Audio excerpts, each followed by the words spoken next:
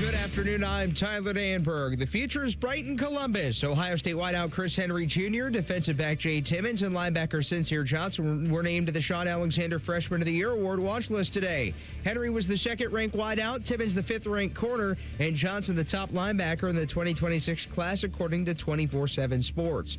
Baseball, Guardians eye a sweep at the Angels at 4:07. Cleveland's won 6 straight after Tuesday's 8-6 victory in 10. Meanwhile, the Reds seek to avoid being swept when they visit the Giants at 3:45 following Tuesday's 3-1 loss.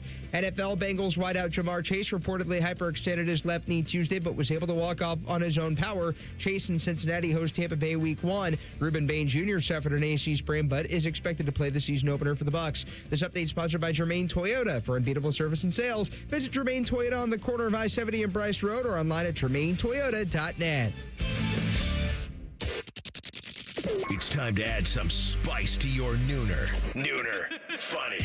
This is the place where big-time guests, bold opinions, and little cute doggies come together. This is Rothman and Ice. Sponsored by Pella Columbus, the #1 rated windows and doors in Columbus. And here we go. Welcome back in to another edition of Rothman and Ice. I'm Matty Ice. TLC's on the board doing his thing per usual. And to my right again today, ladies and gentlemen, the former Buckeye and national champ, Olentangy's own Joshua Perry back in the building. JP, what's up, man? How you feeling today? Feeling pretty good. How are you? Good, man. Doing well. You looking good over there. Got a fresh cut today? You fresh out of the chair this morning? I needed it. Me too, brother. I'm there on Friday. Yep. I'm there on Friday. It's been a long time. Folks, thanks for joining us. Here's what we got coming out of the kitchen today. 12:30, bottom of the hour, Adam Schefter, the ESPN Senior NFL Insider. A lot of things happening around the league.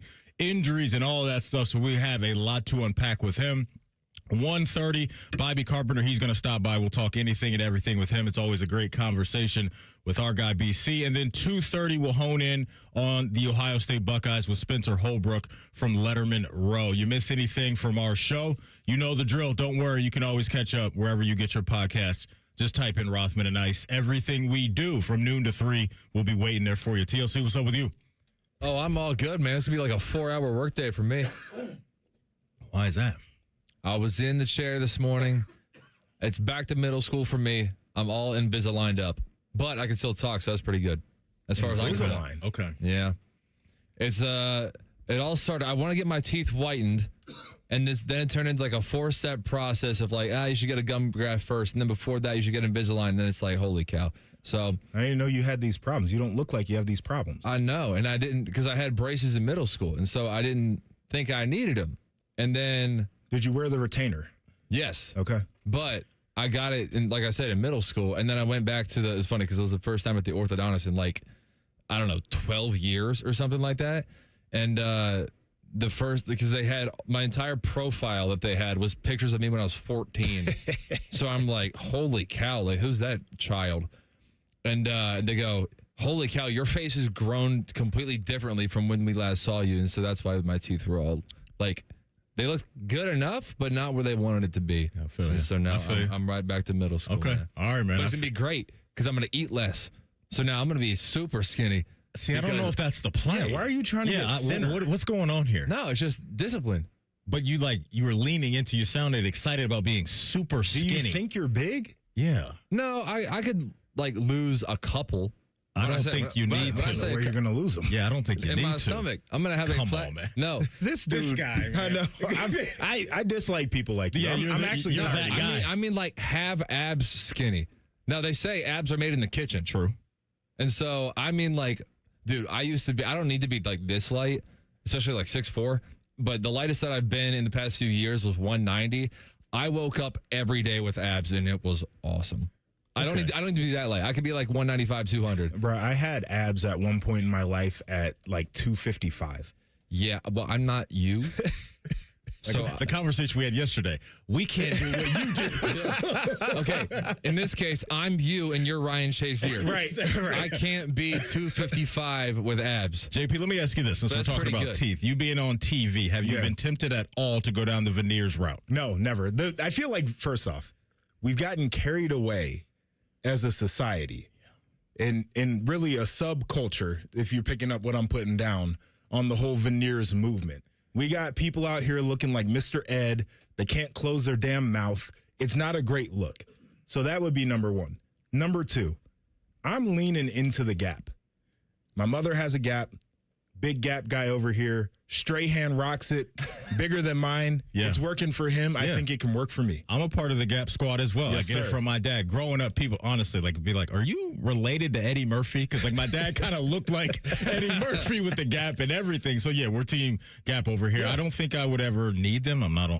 I'm on YouTube, but who cares about that? But part I'm of not who on I am, TV. you know? Exactly. Yeah. Just lean into it. Yeah. Our guy Adam King, I believe, has gone down that road, and his look good. They aren't the ones that are like. I couldn't tell. Exactly. That's the point. Wow. I don't think he has veneers. I thought he did. No, he does. I think I'm pretty sure I he know- told me he got veneers. I know he gets his teeth whitened, like Of course, decently the TV regularly. guy. But like, Just brush your teeth, bro. if you have veneers, you don't need to whiten those, do you? I'm pretty sure he did. We'll have to follow up on that, You but know I swear what? I heard that from him once. Well, first of all, that's believable.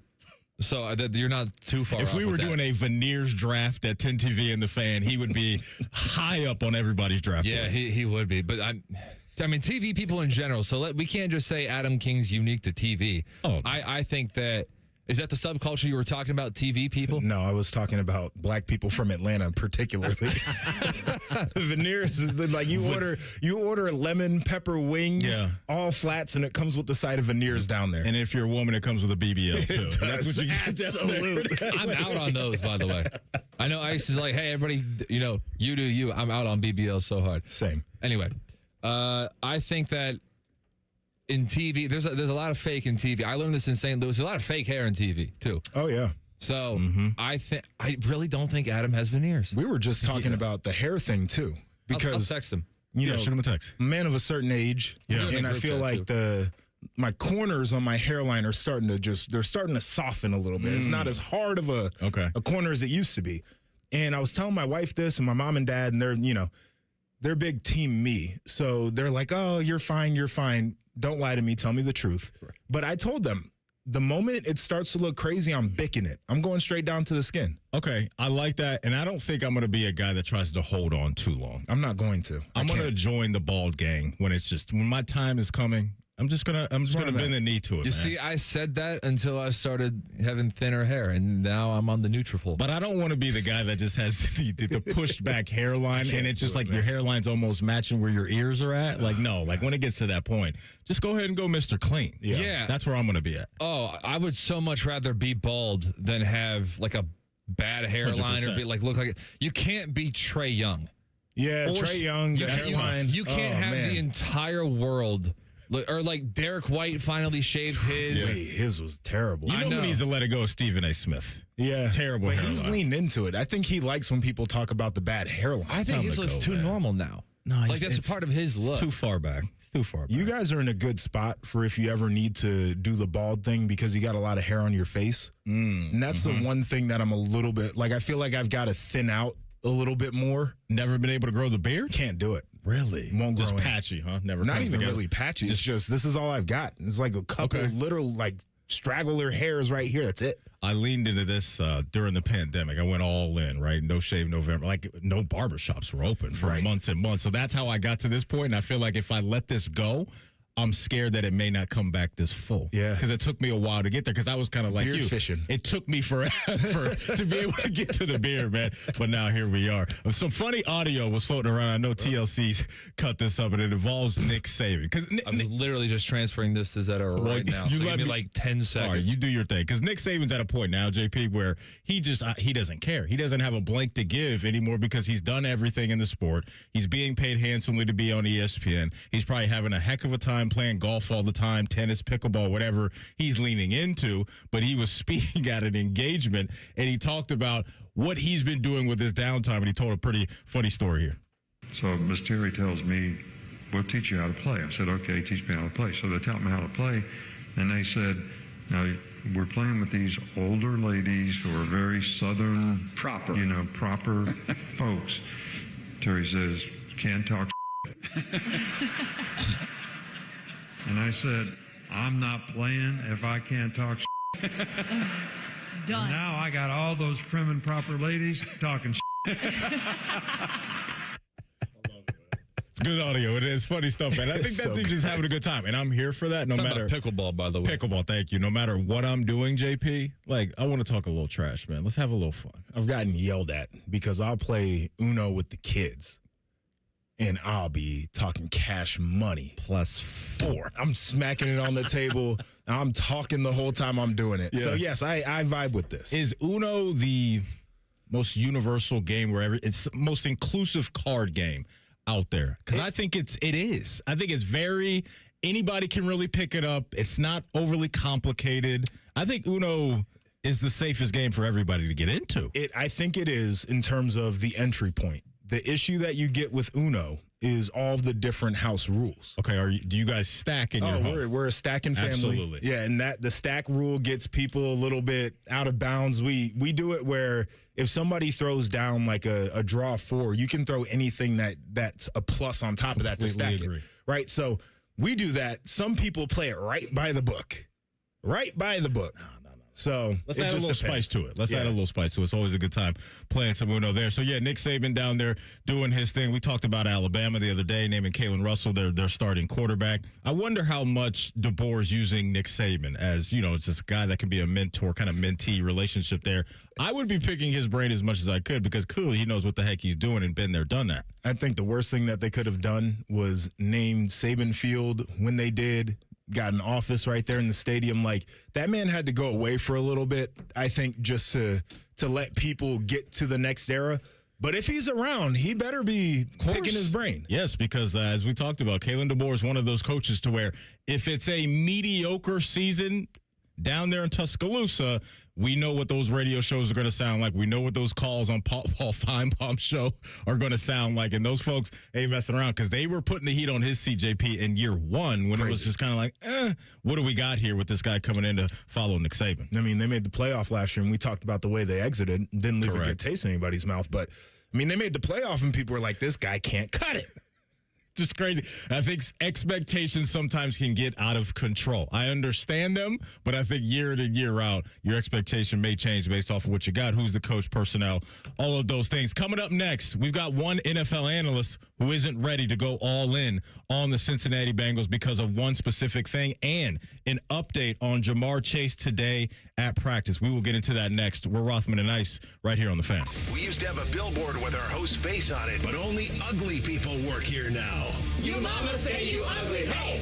The Fan, Ohio's sports destination. I take care of the kids, my dad, things at work, but I haven't made time to take care of what I need. Millions of caregivers experience symptoms of anxiety and depression. Go to mentalhealthcareworks.org to learn how to get the support you deserve. A message from the American Psychiatric Association Foundation. Care Heating and Cooling. When you need a company you can trust, call 1-800-COOLING.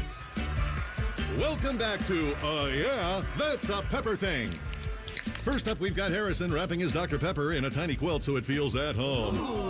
Oh, how tender. That's a Pepper Thing. And over to Becca, who's whispering affirmations to her can. You're sweet. You're unique. You're the best thing I ever poured over ice. She swears it makes it taste better. It's not a science thing, but it's a Pepper Thing. Why do they all do it? All for that sweet, delicious, truly one-of-a-kind taste of Dr. Pepper. It's a Pepper Thing. Football season is here. Make sure your internet is ready. Kinetic's 100% fiber gives you the fast, reliable connection to enjoy live football on YouTube TV and watch up to 4 live games at once with Multiview. Check real-time stats and catch more big plays without missing a snap. Take your game watching to a whole new level. Switch to Kinetic. Save up to $120 on your first year of YouTube TV. Visit GoKinetic.com for details. Subject to availability and eligibility. Terms, conditions, and restrictions apply. Cancel anytime. Kinetic. Internet better. I lost count of how many foster homes I lived in. 20, maybe more. Each time, a new family, a new room, but never a space that felt like mine. There are more than 100,000 children in foster care waiting to be adopted. The Dave Thomas Foundation for Adoption is working to help find them a permanent home. Now I have my own room and decorated it myself. And just like my family, it's mine to keep. If you have room in your home or your heart, see how you can help at davethomasfoundation.org. As summer starts winding down, it always seems to happen the same way. The backpacks are packed, the school forms are signed, and suddenly the calendar fills up faster than you ever expected. Between the last-minute appointments, school shopping, and getting everyone back into a routine, it's easy for those projects around the house to keep getting pushed to next weekend. Here's the good news. Your roof doesn't have to be one of them. At Newman Roofing, our team of value-driven professionals makes the process simple. You'll get honest answers, clear communication, and recommendations built around your home's needs. No sales pitches. Whether it's a new roof, siding, or gutters, we'll help you check it off your to-do list with the kind of white glove service that's earned the trust of families across Central Ohio for more than 30 years. So instead of worrying about your home, you can spend what's left of this summer making memories with the people who matter most. Newman Roofing, built around family. Ours protecting yours. Call 614-NEW-ROOF or visit newmanroofing.com today. What defines Ohio? A place that dares to go first and never looks back. There's no slowing us down. At Jobs Ohio, our mission is clear. Strengthen job opportunities and empower Ohio's workforce. Another reason why Ohio is now ranked the #1 state for business by CNBC. This is what unstoppable feels like. We did it together, Ohio. Our time is now. See Ohio's momentum at jobsohio.com/Ohio's time. The Ohio chapter of the International Society of Arboriculture, or ISA, encourages you to schedule your winter tree work during the summer. It's a smart choice because it often secures better Ohio ISA certified arborist contractors availability. In some cases, you can lock in off-season pricing or discounts. Plan ahead before winter storms hit and remove problematic trees on your property before they cause damage. You can find your highly qualified Ohio ISA certified arborist at trees4ohio.org. That's trees4ohio.org. Cheetah Green with Skip Mosick. Saturday, it's our season finale. We're at the OSU Golf Club to preview next month's Nationwide Children's Championship at the Scarlet Course. Cheetah Green with Skip Mosick. Saturday mornings at 9 on The Fan. Fan weather. From the Logan AC and Heat Services Weather Center. Pretty quiet as we go throughout the rest of your Wednesday. Mid to high level clouds pass on by. We'll say partly sunny overall with highs in the lower 80s. Tonight, there's a slight chance of a passing shower or a storm, otherwise partly cloudy, mid-60s. For your Thursday, similar story, slight chance of a shower or a storm, mainly in the afternoon. Most of us are dry, though, with a partly sunny sky and highs in the lower 80s. For The Fan, I'm 10 Weather Impact meteorologist Justin Gertz. The Fan Guest Hotline is sponsored by Columbus, Worthington, Air, and Bryant. Doing whatever it takes to keep you and your home comfortable. The Fan. Anthony finally hit a hole-in-one. It's in the hole. So now what? Just bask in the glory? And that's how she wrote. You're listening to Rothman and Ice. That you are. Welcome back in. Joshua Perry in the house, rocking out with us. Hope you guys are having a nice start to your Wednesday. You know, yesterday we had the unfortunate news of Dolly Parton come down. And then you mentioned, unfortunately, these things usually come in threes. And so we had, Hayden last week? Yes. I can't say her last name. What's Panettiere. And then we had Dolly. And then, unfortunately, today we found out that actor Tim Curry passed away at 80. I recognize him from, Home Alone. Yep. He was in that. I think he played Pennywise in the It series at one point in time in his past. And so, unfortunately, there it is, JP, the third. Tim Curry passed away this morning. Sad. Yeah, man. Tough stuff. I know. We were talking about the Uno in our previous segment. You said you noticed a comment from somebody in the chat. What did it say? Yeah, a comment says, look, man, I'm not trying to make this a racial thing, but I'm mixed, and the black side of my family takes Uno way more seriously than the white side. Too much dams are given. And that's accurate. It's totally accurate. My wife is mixed, and I've seen how both sides of her family react to the way that I play Uno. And there's one side that's egging me on, and there's another side that's this man's a maniac. Yeah, if you come to the cookout, you're definitely gonna get a lot of energy from the Uno table and the spades table. That is for sure. That's our bread and butter. Spades. People have broken decades long relationships over spades. Yeah, it's not and that's another one where you better know the house rules as soon as you pull up to the table. Mm-hmm. I don't play. Me either. But watching, I do. It gets into you play spades. Yeah. Okay. Invite him to the cookout. He's always invited to the cookout. I don't know what house rules would need to be applied. Well, you I've better only ask. played it. You know what? I've only played in one house, so there you go. There you go. Okay. But I got my aunt in Missouri is pretty southern, so got you. Cultured. That's good. All right, we're bringing you to cookout next time. At the end of the show yesterday, JP, the video of Jamar Chase was just popping off, and we kind of said, hey, we don't really know exactly what's going on. Didn't look too great with him in the knee injury it looked like he was dealing with at the time, but it sounds like things are okay. This coming from our guy, Ben Baby, friend of the program, covers ESPN, covers the Bengals at ESPN. Let me try that ESPN again. For ESPN. He's reporting this. Bengals wide receiver Jamar Chase not practicing today after he banged up his left knee yesterday. However, he was not sporting any protective equipment on that knee for what it's worth. So, decent news? Yeah. I guess. Decent news? I'd go back out there with the brace on, just just protect it at all safety. costs. Let's hear from Jamar Chase. Here he is on how he got hurt yesterday. I don't know like what exactly went down or how I did it. If I'm be honest, I really don't know. I just it was like an incident of me missing the ground or missing my footing or something like that, you know? He's one of those guys to where I'm sure Zach Taylor, Joe Burrow, everybody's on the same page. Hey, we're putting you in bubble wrap until we get to week 1. At this point, there is no reason why he needs to go out and prove anything in practice the rest of the way. We know what he is. He's one of the best wide receivers in the sport. This is about game 1 and making sure he's ready to go then. Yeah, and it's such an interesting thing because I think as a staff you get to that point with some guys, especially when you have something like this happen where it's like literally bubble wrap them, we'll see them like there's no more work that you have to do. I think you get pushback from players a lot of times in those situations where they're like, I don't want to disrupt my rhythm. I need to be out there. I need to keep up my chemistry and my connection and the whole deal. So I think that would probably be the biggest obstacle to getting him to a place where you feel super comfortable is he's going to push back every step of the way because he's a competitor. He no doubt is that, man. And you know what really impressed me about his game is when you look at Jamar Chase, he's kind of built like a running back. When you look at his legs, like his lower half, and I think that shows itself in something he does very, very well. The dude's hard to bring down, man. He's always up there when it comes to yak, and that's the beauty of that dynamic offense that they have down there. Well, yes, you have Joe Burrow, who is elite at what he does. In sticky situations, when Jamar Chase gets the ball, if there's a couple guys there, he's not going down to the ground as well. So he's explosive. The route running stuff is elite. And then you talk about what I just highlighted, and that's why he is in that inner circle of, hey, we can identify that guy as maybe the best wide receiver in the world. You trust him. Yeah. Right? Go out there, any situation, you trust him to make a play. I think that's the most important part of the deal. Speaking of trust, Louis Riddick at ESPN, he likes what the Bengals have cooking up, but there's one thing he doesn't quite trust just yet, and it's something that I think you guys are familiar with. As much as they are a trendy pick and as good as Joe Burrow is and as many investments they made on the defensive side of the football, you saw the preseason game against Detroit, right? You saw how many times Joe got hit in that game, right? Yeah. The offensive line is still a problem. That could derail everything. I love the additions they made on defense, and I'm with you. I'm as optimistic as anyone. This offensive line still scares me. They have never corrected this issue, and I still don't believe it's corrected. I think Joe's going to have to overcome it.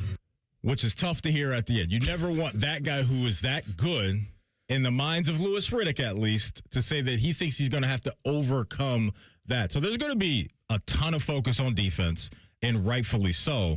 But that unit as well has been in the hot seat for some people, and we've seen Joe Burrow running around a little too much, or maybe the run game not getting the push that they necessarily need. So those guys still have to answer the call. I think they've been able to hide in the weeds just a little bit this all season because everybody's been talking about what the heck we're going to see on defense here in a couple weeks. So the thing that interests me about this the most is if the defense were to be the thing that was the issue this year once again, like, I think that would bother Joe Burrow, but it would be like, okay, well, you tried to go out, tried to spend some money, like just go out there and do it again.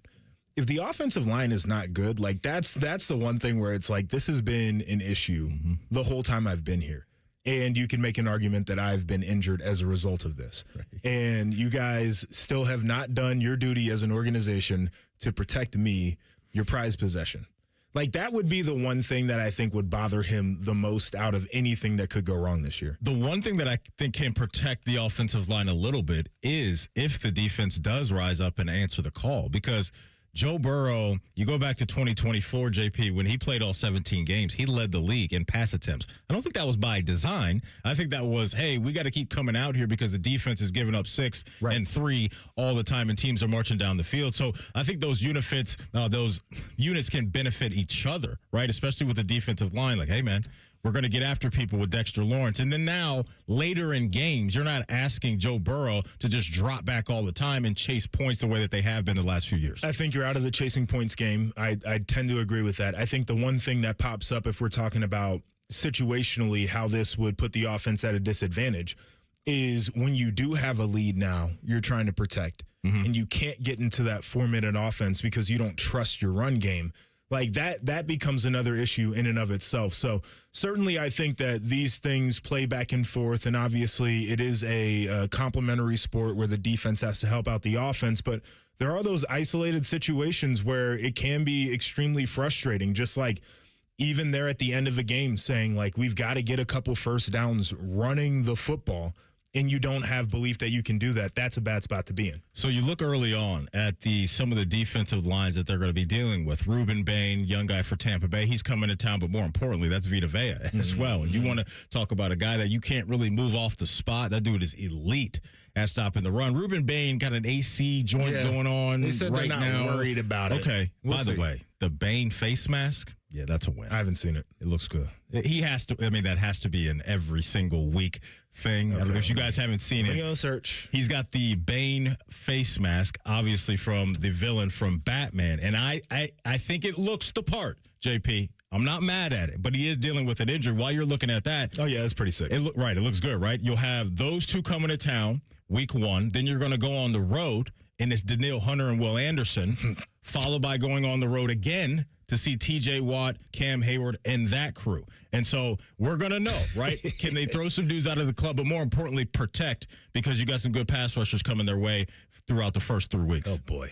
I mean, it just, like, you just hope that it's one of those scenarios, too, where, like, it doesn't get too loud and you're not going to silent count where those guys can time up the snap, right? Like, this is all the stuff that I start to think about. They're going to have their answer on whether they are there or not and what exactly they need to work on pretty early on. So there's some bad there from the sense of and they're used to slow starts too, which really stinks. But there's some bad there from the sense of you don't get any grace starting the season. There's some good where you're going to learn exactly what you need to do to get better. Correct. And look, he's got at his disposal so many levers that he can pull. That's been the beauty of this offense, right, is that you can put defenses in a bind. Where is it going to Higgins? Is it going to Gesicki? Chase Brown, I think, is an explosive running back coming out of the backfield. Don't know if he's like your true 3-down horse that you want, but he, I think, can be a helpful hand, and we've seen that from the last couple of seasons from him. And then, obviously, Jamar. This is a guy that's going to tilt the field. And so those two things, for me, I think, are massive. Their linebacker plays in question as well. Right.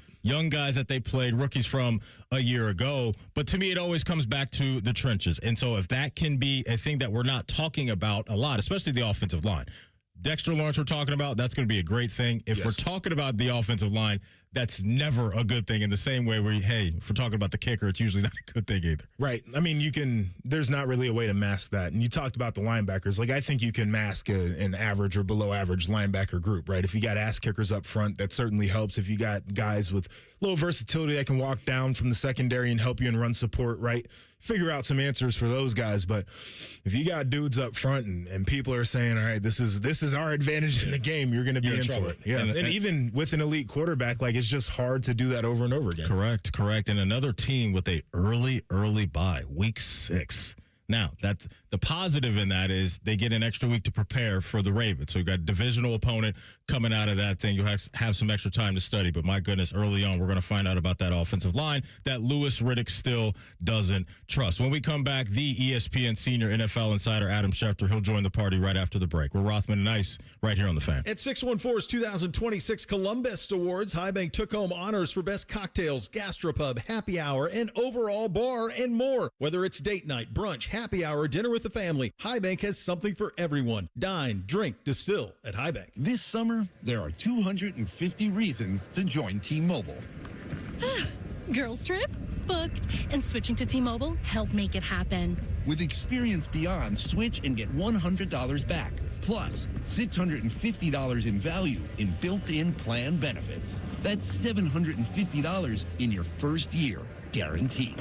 And honestly, that $100 back, I'm putting it towards the zip line. Now that's how you do summer. Exactly. Best switch I ever made. This is just one reason to join T-Mobile this summer. There are 250 reasons. Find yours. Savings based on the value of benefits included with Experience Beyond, like entertainment and 1 year of AAA Classic and Dash Pass on Us. Benefits may require activation. See plan for details. Get $100 via virtual prepaid MasterCard with eligible ported, no cash access, and expires in 6 months. Issued by Sunrise Banks, N.A. member FDIC. Allow 8 weeks.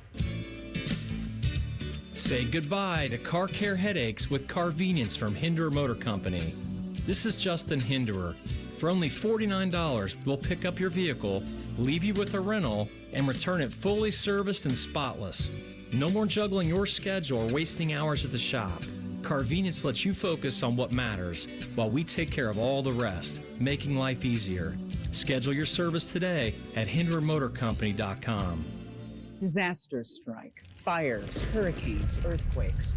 Direct Relief delivers. No politics, no red tape. Direct Relief is a lifeline to people in crisis. So check them out at directrelief.org. And if you can, donate.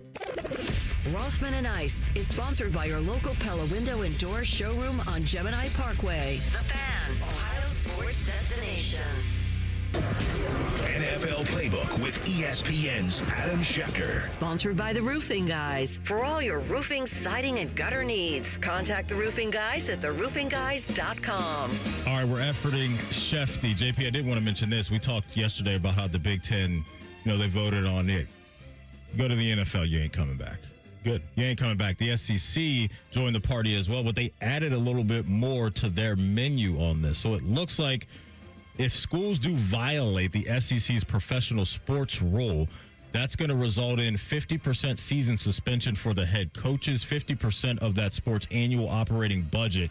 And it looks like the SEC voting privileges on business matters revoked. And so I think you and I were on the same page with this, that we thought the Big Ten wasn't going to be alone. I think this is going to be what we see in almost every conference now. Yeah, I think the SEC vote was 16-0, which is very interesting that LSU is voting against what Lane Kiffin's trying to do. The other part that stands out to me is the idea that it's not they went conference by conference, which I think helps in terms of what the laws would have to say about like antitrust and stuff. But the idea that they're going to punish the coach and not the player. Yes. You like that? It's a big deal. It's a massive deal. Because if you're a player and you're trying to sue, it's like, we didn't punish you. Right. I want to play some Lane Kiffin for you while we wait from Schefter, because this was him on Pat McAfee, and it looks like this is him maybe digging in a little bit on the Daquan Wright situation. You know that an injunction in Baton Rouge where a court order was issued to allow these players. There's court orders in South Carolina, Georgia, California, Kentucky, all over the country issuing the same thing for these kids. And so we followed those, as many coaches did. Like I said, I told our staff, whoever the kid chooses, the first kid chooses, will be the poster child school, not the first to recruit. There's all kinds of schools that recruited him. Ask Drew Rosenhaus's agent how many schools called and offered him a lot to come there, including our conference and including his previous school.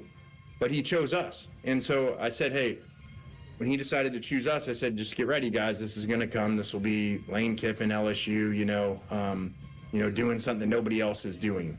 And there's a number of kids that have committed to schools that have been in mini camps, been in different camps, been cut. This guy was just happened to be the poster child of one that was just getting cut at the time to come here. You know what we call that? A whole bunch of nothing. A nothing burger. So that's what I got from Lane Kiffin there. He's like, I followed suit. Come on. Oh, so you're a follower now. Exactly. So, because my mom always told me to be a leader. Exactly. It's just a head coach that's not going to admit he saw an opportunity to get better, and he doesn't care how he's going to get it done. He's going to go about it this way. We're going to bring on our guy, Adam Schefter, right now via the Bryant Heating and Cooling Systems Fan Guest Hotline. Schefter, welcome in. How you doing, man? What's going on, guys? Not too much. Appreciate your time as always. It sounds like things are okay down there in Cincinnati when it comes to Jamar Chase. Is that your understanding as well? Well, he wasn't practicing today, but he didn't have a sleeve on his knee or anything like that. I was told he's okay. Obviously, he's missing some time. And here's the deal. It's 2.5 weeks to the opener. It's more important that he's out there than he is out at practice today. So I think they're going to be smart and careful with him and do it that way, which is the right thing to do. So we were just talking about NFL players going back to college, and I know a lot of people are saying that this is kind of isolated for the 2022 class and the 5 for 5. I could see a world where maybe a 4-year guy declares and tries to come back down the road. Anyway, has the NFL had any discussions that you're aware of about anything that they would do about this? I think it's such a new thing. The owners are meeting in Atlanta today. They'll gather, and I would imagine there'll be some conversations of that. But you're already seeing, I think, some rules put into place here with the SEC and Big Ten passing a rule that says they can't do it. Like, I think there was a loophole here that everybody seems to be working and moving towards addressing. I don't know that was the case before, but I think now that everybody sees how ridiculous it is and how crazy it is, that people are trying to do what they can to make sure that it doesn't happen again. All right, Schefter, let's go over to Pittsburgh and talk about one of their key defenders in Joey Porter Jr. because Jalen Ramsey came out and kind of called out the front office saying, let's take care of my guy. We've seen plenty of cornerbacks get paid this offseason. So hit us with the details when it comes to Joey Porter Jr., what he's asking for and what the Steelers are willing to give. Well, we've seen the cornerback market go up dramatically this offseason. We saw Denzel Ward come in over 31, Devin Witherspoon come in 33. Joey Porter is one of the top cornerbacks in football. He hasn't gone to a Pro Bowl, but he hasn't gone to a Pro Bowl in part because the AFC has Christian Gonzalez, Patrick Surtain, Derek Stingley.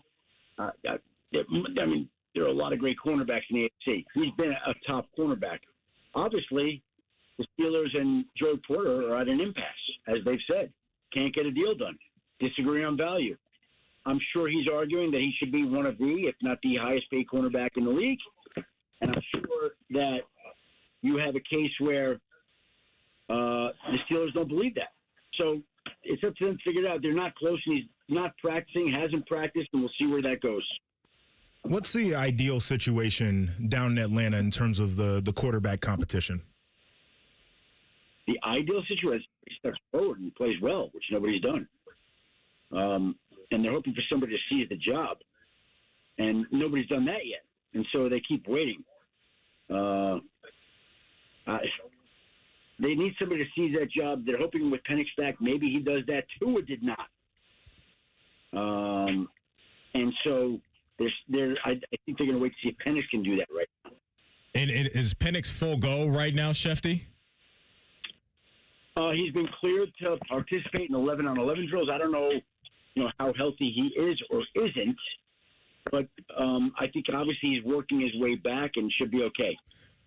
So, there's a lot of people getting ready for fantasy football. One guy that's going to be highly selected is going to be Puka Nacua. Is he completely out of the weeds, Schefty, when it comes to a possible suspension?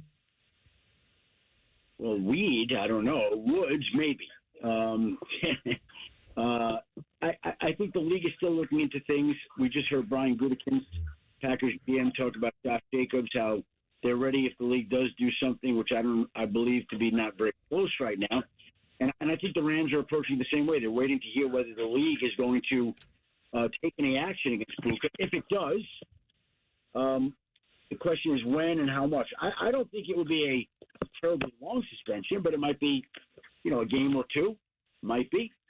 And, if you're Puka, wouldn't you want to get that out of the way now before you get a big, fat contract extension? That's another issue that you have to consider. But then again, there are people around him who think he shouldn't have to serve any time. So there's a lot of tentacles to this, and it's just a question of how it's going to work out. The Raiders have been a little bit cagey about Ashton Genty's injury, supposed sprained ankle there. Do you have any inkling of what's really going on with the injury? Yeah, I think he's got a sprained ankle. I don't think it's bad. I think he's going to have a chance to play in the opener, and I think that whether or not he plays that week one or not, and my guess is he will, but whether or not he plays week one, it was a best-case scenario. When he went down, everybody gathered in prayer. It was all somber. He couldn't put pressure on the leg. Like all the things you hear, and you think, this is bad. He's out a while. But it was not bad. He's not going to be out a while, and now the question is how soon he can get back. How concerned are the Tampa Bay Buccaneers right now when it comes to Ruben Bain? It doesn't sound like they're concerned. It's not ideal. Like, you'd rather not have that. You want to be healthy going into the season. But he's dealing with a sprained AC joint, and my understanding is it's not serious, and he should be ready to go week one. Are there any surprise cut candidates that we should be looking out for? Oh, that's always going to happen. I mean, that goes without saying. It's always something that makes the weekend interesting and surprising. Like, there's always a few names that you hear and you're like, whoa, whoa, whoa. What I would say going into the weekend is there's some quarterbacks that are out there whose names are interesting. I don't know what happens. I don't know whether they stay, cut, but I'm just telling you there's some quarterbacks that J.J. McCarthy, Will Levis, Anthony Richardson, Spencer Rattler, Zach Wilson, Mason Rudolph. Are they all making it? You know, will the team move off one of these guys? Will one of them be traded? I just think there's some interesting quarterback questions that look like they could be answered Sunday on the Final Cutdown. I know for some, Schefter, they were surprised after hearing Deshaun Watson call out the Browns fan base that Monken immediately went to him and said, no, that's our guy. And so that's going to be an interesting dynamic if he can make it back from the Florida trip and that Week 3 game at home against Carolina. But when you heard Deshaun say that and then you saw Monken's decision, what was your thought process and your opinion on what's happening up in Cleveland right now? Well, my thought process was they felt like Deshaun was going to be the guy. I think it was moving that way all summer. I think that the events of Saturday between his play and his comments were not enough to dissuade them from moving off him. And I think that they stuck to what they believed all along. Good stuff. Schefter, were you? Did you participate in that fantasy football draft on ESPN last night? Yeah. Oh, yeah. I was picking from the one slot and put together the best team of the panel. So you had the 1-1. Did you go Gibbs or Bijan? Gibbs. Okay. Yeah, because it just sounds like he's in store for just so much work this year. Gibbs, and then I came back around at the turn and took Chase Brown and A.J. Brown. And then I came back at the turn again, took Josh Allen and Zay Flowers. Came back around again, took Charles Tootin and Parker Washington. Yeah, from the one slot, I don't know how to say this, but I had a team last. Yep, I sure did. What's the winner get in your league over there at ESPN? I don't know. It's not even right. If you just do a draft to do a draft, I'm in two other leagues that I'm a lot more concerned about than. Well, I won't even track the results of last night, but I got two leagues. Sounds good, man. All right, we appreciate your time as always, and we will talk to you next week. Thanks, Adam. Thanks, guys. Have a great week. Appreciate you. There you go. There you go, Adam Schefter, the ESPN Senior NFL Insider. Coming up, one of the top voices in college football isn't picking a Big Ten or SEC team to win the national championship this season. We will dive into that next. We're Rothman Ice right here on The Fan. If you consider yourself a Buckeye fan, you've come to the right place. This is your heritage sports talker and home of Ohio State Athletics, The Fan, Ohio sports destination. Hey, Buckeye fans. As the official wing sponsor of Ohio State Athletics, Roosters is kicking off an incredible giveaway you won't want to miss. This football season, we're giving away 12 ultimate Buckeye experiences. 3 drawings, 12 winners with prizes including tickets, sideline passes, and 3 trips to a Buckeye first-round postseason game. Go to roosterswings.com to register and see all the details. 3 drawings, 12 amazing prizes. Register today and every day. Roosters, a fun, casual joint. OAR, 3 Decades Tour. September 10th at Kimba Live Outdoor.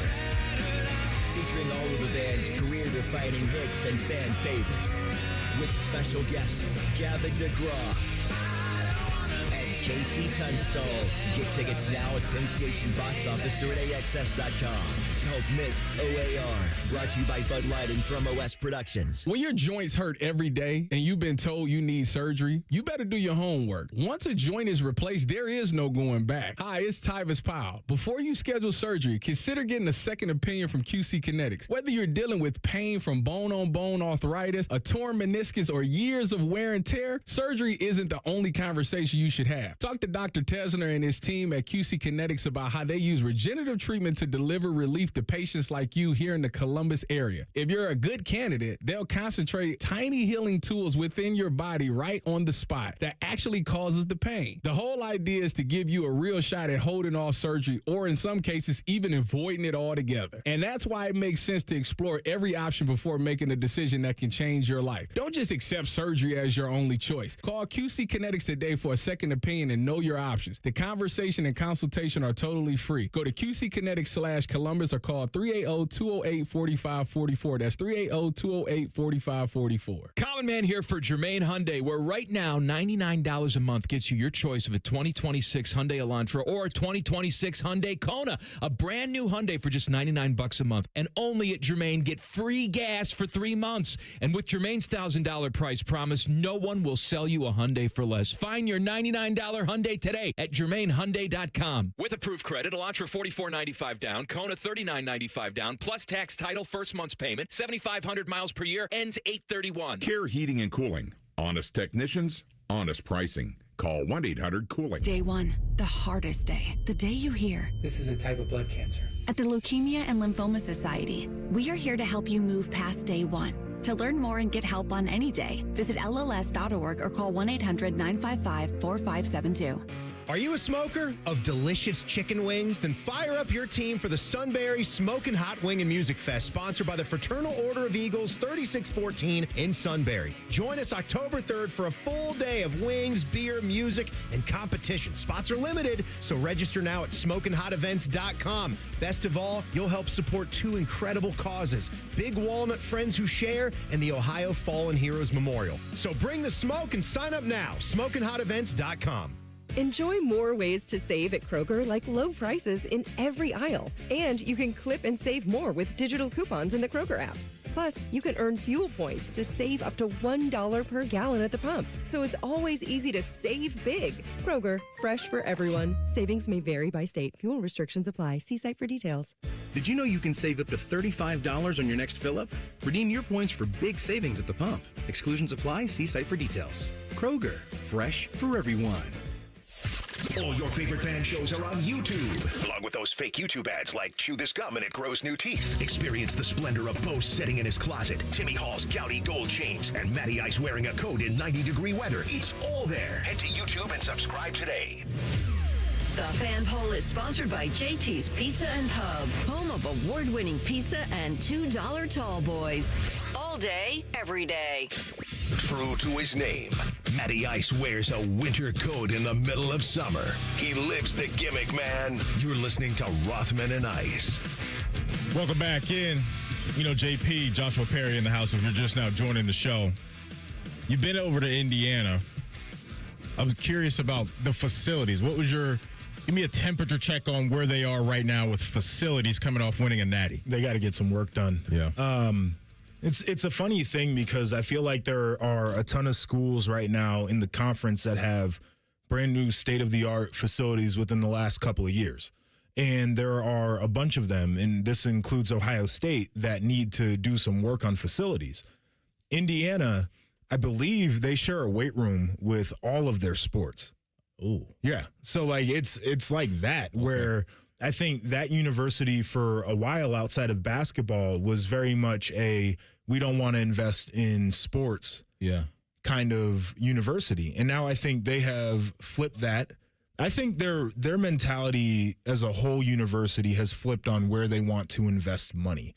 Like, they don't care about building libraries. They care about scholarship funds. And now they're looking at sports as a place to put money that will increase applications, that will get more students on campus, right? So, like, it's a big shift, but they're still lagging. Let me ask you this. When it comes to facilities now and trying to lure in players, right, whether they're high school guys or coming in through the portal, specifically with facilities, what do you think appeals to players? Is it because we see, this program's got a slide, this program's got a barbershop, this program's got a waterfall, or whatever it may be, climbing wall, I don't know. Like, what is really appealing to players when it comes to facilities and the things you guys need? Comfort and convenience. Because back in the day, like, you know, waterfalls and slides were a selling point in recruiting when you couldn't be like, here's a check. Right. And so now that you've taken all of that out of the equation and, like, you know, whatever that is, I think a lot of the newer facilities have dedicated areas to create content, because a lot of these NIL deals are actually for media, right? Yeah. So they have that. You want good areas for recovery. You would like to have a training room that is in great proximity to a weight room, or a training room that has its own dedicated weight room for that aspect of things. You want comfortable areas to relax. Like, those are the things that I think recruits are looking at. And unlimited Uncrustables, apparently. Well, because it sounds like that just is popping off at halftime at all these games. Were you an Uncrustable guy at halftime? So I'm allergic. That's right. You can't So do here's peanut the butter. thing, That's though. right. Here's the thing. I found this company. They do like the sunflower seed butter. And they have these things called jammies, which are basically their version of an Uncrustable. Got you. So I'm going to make a video trying one of these bad boys because all I hear is about how good Uncrustables are. I got to see what the hype is about. Grape jelly, strawberry jelly. Who wins the day? So true to my roots, I love grape. But strawberry to me has that little tang that I like. I have never had a peanut butter and jelly sandwich with strawberry jelly. Not that I don't like strawberry jelly, but I'm just so loyal to the soil when it comes to grape jelly that I just can't go to anything else. It's undefeated for me. I don't know if I've ever had grape. Really? Yeah, true to your roots. Not on a PB&J. I've had it like a handful of times, but I don't know on a PB&J sandwich. That's all I grew up on. I didn't know about strawberry jelly until I moved like out of my parents' house. These things happen along lines. I was about to say, is there some sort of divide? Apparently, what type of divide? A racial one. There might be. Apparently, the white people play spades and do strawberry jelly. We should do a food that game for food because I think this sample's worth anything. I think another example would be on our side is sweet potato pie. Oh yes, we didn't. I didn't really. It's pumpkin pie. It's pumpkin. Right, Exactly. Right. There's another one. Hey, real quick, Josh Payne. By the way, go ahead. Adam King, no veneers. No veneers. Okay, maybe I misheard him. Do we know what the thing was or what he does? He got something done to his teeth. He whitens them. Probably pretty often. Okay, for his job. But he was upset that apparently you disrespected his parents. He's like, my parents spent a lot of good money on braces, and you think that I'm getting veneers. I thought they spent a lot of good money on veneers. Either way, they look good. Either way, if your parents are paying for those, listen, it's happening out there. Probably, for sure. I don't know. There's definitely are parents paying for BBLs too? I wouldn't be shocked.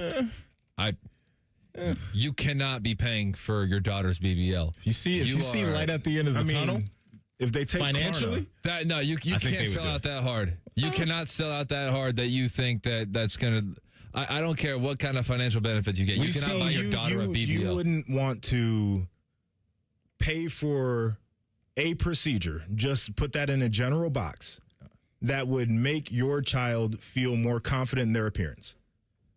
Not that one. Okay, but I'm just saying, in a box, right? That's the whole mentality around this. It's not the sexual part of the BBL.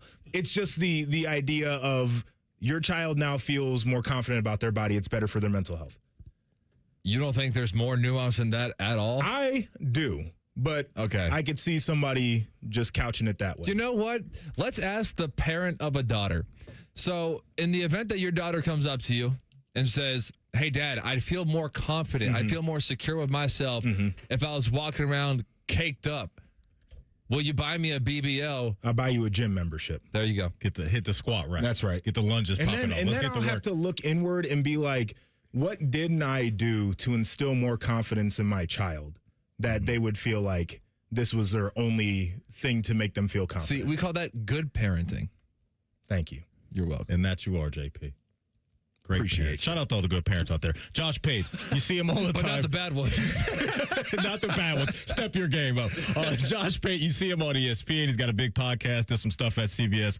Big time voice in the world of college football right now, JP. He has thrown out there his 12-team college football playoff. The 1 seed in his mind is going to be Notre Dame. Ohio State will be the 2 seed, followed by Georgia at 3, Miami at 4. His final 4 includes Notre Dame as the 1 seed, Miami as the 4 seed, Texas at 7, and then Oregon at 6.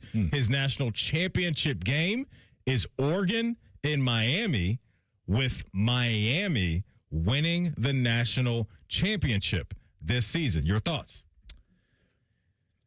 I don't know if I trust Texas or Oregon that much. I think those are going to be 2 of the most talented teams in the country, right? So you take that out of the equation. Dan Lanning, I talked about yesterday, a little bit of James Franklin to his game. He's also got 2 new coordinators. So I think there are some challenges there. Steve Sarkisian, for me, just the trust factor isn't super high generally, and I'm still waiting to see on Arch. but I can get there off of talent alone. In terms of the other side on the Final Four, I like the Notre Dame pick. The Miami pick, I don't necessarily dislike it. I think Mensah's great. I think Tony is great. I think Mark Fletcher Jr. is phenomenal. We talked about that as a big three that would be one of the best in college football. So I can get there. Yeah. Now, I did a bracket and actually just turned it in today. It'll drop tomorrow, NBCSports.com. I don't know if I'm here with the picks generally, but it ain't my bracket. You look at Miami's schedule, on top of the talent that you mentioned, I don't know if we find out who they really are until November 7th. Yeah. Against Notre Dame. Maybe Clemson pops up at that point as a team we respect, and, they can become a ranked opponent there. They do have to go to Clemson on October 3rd, but they should be able to hit the ground running. And you mentioned Mensah, man. This is a guy, you go back to Tulane, won the conference championship back then. You look at 25, what he did with Duke, and yes, they were a 7-5 team. That got it done, but hey, he was a part of a team that won the conference a year ago, and so I think that was great stuff from them. Look, they're financially invested at a high level with this roster. It sounds like they've spent reportedly $40 million on this year's team. I can't wait to see the level up for Malachi Toney this year. He's one of those guys, right? You can move him around a lot, man. He's a dangerous weapon connected to what you said at Mark Fletcher, but he is going to be one of the most must-see players in the country this year, Malachi Toney. Yeah, he is. It's I think we got a little bit over our skis at one point this offseason where people were like, oh, would you take Malachi Toney or would you take Jeremiah Smith? Like, all right, let's pipe down on that. But in general, he is a phenomenal playmaker. I'm curious to see what his body looks like. I think one of my big criticisms of him was he could get ragdolled pretty easily as a young player. So he's got to grow that body a little bit. But just the talent and also the way that they use him, to me, is what stands out. Coming up, you mentioned Jeremiah Smith. He's yet to bring home the Biletnikoff Trophy. What does Vegas think of his chances to get that done this year? We're going to tell you next. We're Rothman and Ice right here on The Fan. Big voice guy here to remind you that you're listening to The Fan, Ohio sports destination. Okay, thanks. I have 3 more seconds.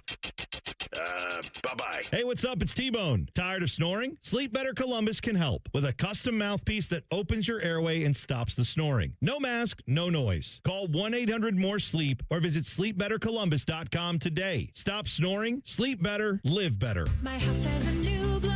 I love my windows. Universal Windows Direct.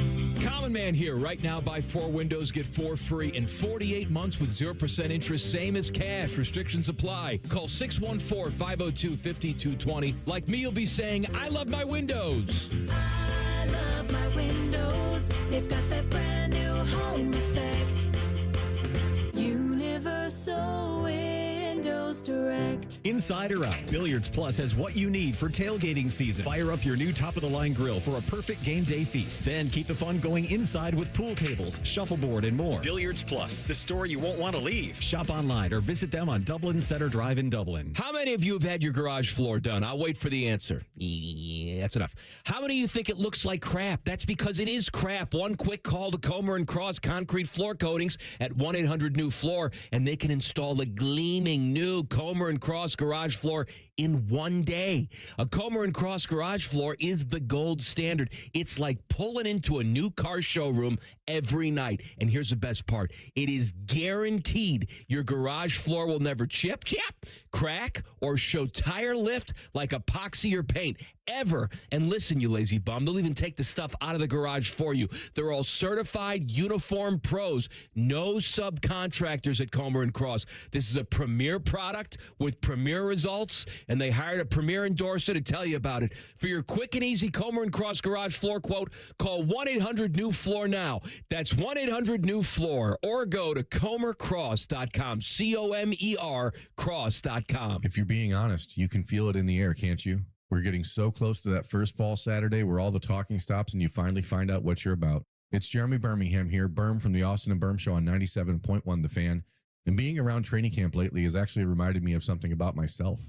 I spent a long time knowing what I needed to do, and somehow I confused that with actually doing it.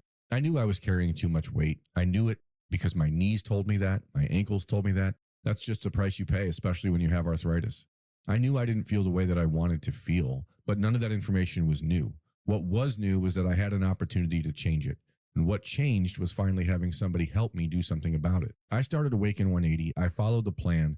I worked with my coach, and 7 weeks later, I was down 40 pounds without weight loss medication. The inflammation was gone, the grogginess is gone, and my happiness is way up. If you've spent the summer thinking about doing something, maybe it's time to stop thinking and start doing. Make today your starting point. That's coming from somebody who knows what comes next. Awaken180weightloss.com. Something big has just dropped at Hothead Burritos. Introducing barbecue pork carnitas. Juicy, mouth-watering pork carnitas. Our limited-time new citrus chipotle barbecue sauce. Savor the summer flavor. Hothead Burritos. Get up and get you some. T-Mobile has an exclusive bundle for customers 55 and up. I'm Sarah Bowl. Yeah, I'm Frank Bowl. A reliable network is key for us. And with T-Mobile, it's been wonderful. And going to the 55 plus plan saved us so much money. A lot. And that's important. Trying to keep costs down. The home internet's been perfect. It's fast, it's quick. The setup was so easy, it took less than 15 minutes. It was like, ta-da!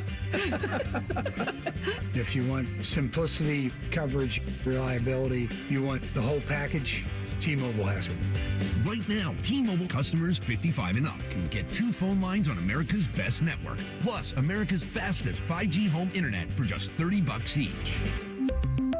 $30 per month each line with autopay plus taxes and fees. Minimum age 55. Pricing for home internet rely on 2 lines of essentials. Choice 55. $35 connection charge per line required. Best mobile network and fastest 5G home internet based on analysis by Ookla of Speed Test Intelligence Data 2H 2025. All rights reserved. Hey, it's AR and Maddie here for McDaniel GM Superstore. Maddie, our listeners need more than a regular truck. They need extra muscle. They've got exactly what you need at the McDaniel GM Superstore. Right now, the 26 Silverado 2500 HD is up to $8,000 off MSRP. $8,000 off? That's a serious deal. You're darn right. Terms and conditions apply for qualified buyers. Get to McDaniel GM Superstore just north on 23 off Route 95 in Marion, or visit McDanielGMSuperstore.com. Chevrolet, together, let's drive. Hey, it's T-Bone again. Sleep apnea doesn't have to rule your nights. Sleep Better Columbus has been treating snoring and sleep apnea for over 15 years with proven results and now has an office open in Marysville. Call 1-800-MORE-SLEEP or go to sleepbettercolumbus.com. Stop snoring, sleep better, live better. Broadcasting live from the McDaniel GM Superstore Studios, driving excellence since 1916. Chevrolet. Together, let's drive. WBNS HD1 Columbus. Good afternoon. I'm Tyler Danberg. Ohio State football is 10 days away from hosting Ball State at 12:30. Today, the first-year trio of wideout Chris Henry Jr., defensive back Jay Timmons, and linebacker Sincere Johnson were named to the Sean Alexander Freshman of the Year award watch list. According to 24/7 Sports, all 3 were rated top 5 at their positions in the 2026 recruiting class. Baseball, Guardians eye a sweep at the Angels at 4:07. Cleveland's won 6 straight to sit 2.5 games out of first in the AL Central. Meanwhile, the Reds seek to avoid being swept when they visit the Giants at 3:45, since he's dropped 7 of its last 10. Soccer, Columbus Crew visits Mexico's Club America in Carson, California tonight at 10:45 for the League's Cup quarterfinal.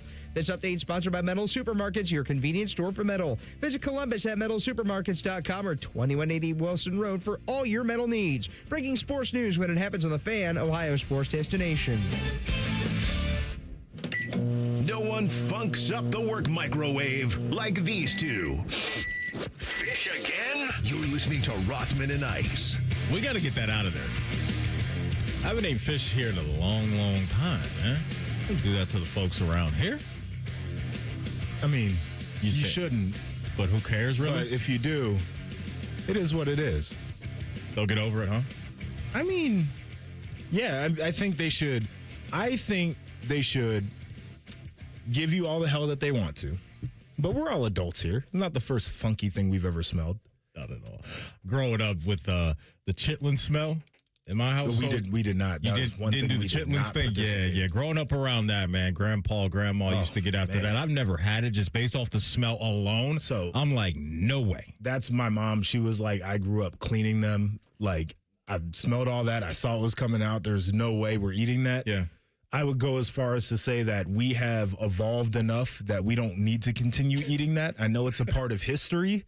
We can leave it in the past with history. Let's go ahead and bury that. Let's go ahead and bury that. I am a person that if it doesn't smell or look right to me, I'm out, JP. Yeah. Like, it has to look the part and smell the part. There are certain things on my checklist that are just no-goes based off look alone. Where are you at on neck bones? It's not really my thing. I would say once or twice a year, I beg my mom to go crazy. Oh, make me the whole pot. Okay. Just for me. Okay. What is, real quick, give me 3 items off your prison meal. Your last meal in prison. What do we have to have? Or is somebody else cooking? Somebody's bringing it in. I promise you it's going to look the way all the food looks in commercials. That's my dream one day, is to have all my food look the way it looks in the commercials. All right. What are we going with? Well, French fries. Number 1. Yeah, okay. I could eat French fries every day. I would. Okay. Straight, shoestring, curly, waffle, doesn't matter. I'm getting ready to die. It ain't. It ain't that important to me. I just need the fries. I hear you. I would say number 2 is a difficult one, but I have been on this summer. We fried more fish than we have ever fried. Okay. And for some reason, that feels real tasty to me right now. So fried fish, fried whiting, fried walleye. I would do either one of those. And the final thing. Gotta have something sweet, right? Of course. Yeah, we gotta have something sweet. Peach cobbler. Okay, there it is. You want a dollop of vanilla ice cream on that too? Bean. Okay, there we go. That's not bad. Actually, sounds pretty good. Right now, the Litnikoff Award, something Jeremiah Smith's been chasing, man. This is a guy that obviously has been worthy of getting that. No doubt one of the best in the entire sport. Mekhi Lemon got it last year from USC. The year before that, it was Travis Hunter. And then you did have a former Buckeye, Marvin Harrison Jr. in 2023 get it done. Speaking of Marvin, that's a guy that he's probably up against it with Cardinal fans right now as far as what are you going to be for us? Because he was being tabbed as, hey, this is the next, the next top guy, the next JSN, the next great one. And it's just been okay out there in Arizona. A lot of people, JP, are looking at his frame right now, and they're concerned that maybe he bulked up a little bit too much and that he won't be able to get the separation. Pretty swole. Here's the thing, though. If you're blaming this bulk on his lack of separation, you didn't watch the college tape. Because one of the things where I said, if you're going to downgrade this guy, is he had to make a lot of catches in combat situations because he wasn't really pulling away from people on routes. It's not to say that he wasn't a great route runner, because there were times where he absolutely did route people up. It's not to say that he's not necessarily super fast, because I believe that he's got decent speed. Watch him run away from guys at times, but he wasn't the best separator that I've ever seen. Yeah. So I think those two things, you can put them in separate categories. The thing that I look at with him is his body language right now looks like a guy who's searching to find his game. Head down a little bit, shoulder slump forward a little bit, right? He doesn't have that same confidence that we saw when he was walking across the oval there at Ohio State. And that's the thing that bothers me the most, because I think if he can get that mojo back, I think we get back to watching Marv make spectacular plays. It's interesting that you brought that up, because it's something I think about often, is that when you have guys that have been elite their entire football lives run into a brick wall of, oh, I can't do this the same way I used to do it, your confidence has to take a massive hit. How could it not? How could it not? Because usually you've been able to go out there, go about your business. You might struggle here and there in a game or two, but I'd say 80 to 85% of your body of work is pretty doggone good, and that's what it was with him. And so the mental part of this, along with the physical part, is probably just as challenging, because he's probably hearing the noise, but he's also going through these things physically. And so to your point about what you're seeing maybe in some of the body language from him, that's not really a surprise to me, because his going back to probably middle school? Yeah. He's been tearing up defenses and just cooking defenses and racking up a whole bunch of touchdowns and yards. I mean, this is something that anybody can relate to as well. If you're in a professional situation, even a personal situation where you just don't feel confident, whether that's confident in what surrounds you, whether that's confident in what you have internally, your ability to get the job done, that affects the way that you're able to do what you do. The only way in my mind to get that right is to get that first little taste of success and then do it again. Yeah. Like that's kind of just what he has to do. Then you can get back into your groove. That muscle memory comes back. The confidence comes back. I'm the guy. Yeah. I'm the guy. And so look, he's got a guy, obviously a father that he can rely on, which is a great helping hand to have. And then apparently his little brother's on his way, and he sounds like he's supposed to be the next coming of another good one as well. Going back to the Biletnikoff odds for 2026, the leader in the clubhouse is Jeremiah Smith at plus 250 right now. After him, they're listing out Malachi Toney at 7-1. Texas has Cam Coleman at 10-1. Charlie Becker from Indiana is tied with Deuce Robinson at 12-1. And then we'll round out kind of the top half here, JP, with TJ Moore from Clemson at 15-1. So no surprise that Jeremiah's at the top there. I'm sure it's something that's internally motivating him. Should be. He would never make it a big deal, before the team goes or anything like that. But I have no issue with him wanting to hunt this down before he goes to the NFL. By the way, listen, if he were to come out and say that's something that he wanted to do, I don't think that's a bad thing, because if he's doing that, it's probably a team that's very successful. Like, I don't think this offense all of a sudden becomes worse because Jeremiah was productive enough to win the Biletnikoff. Right. So I know I can't say that for a fact, but I know he's thinking about that, as he should be. And and I'll talk about this later when I do some of my picks, but what is this award about?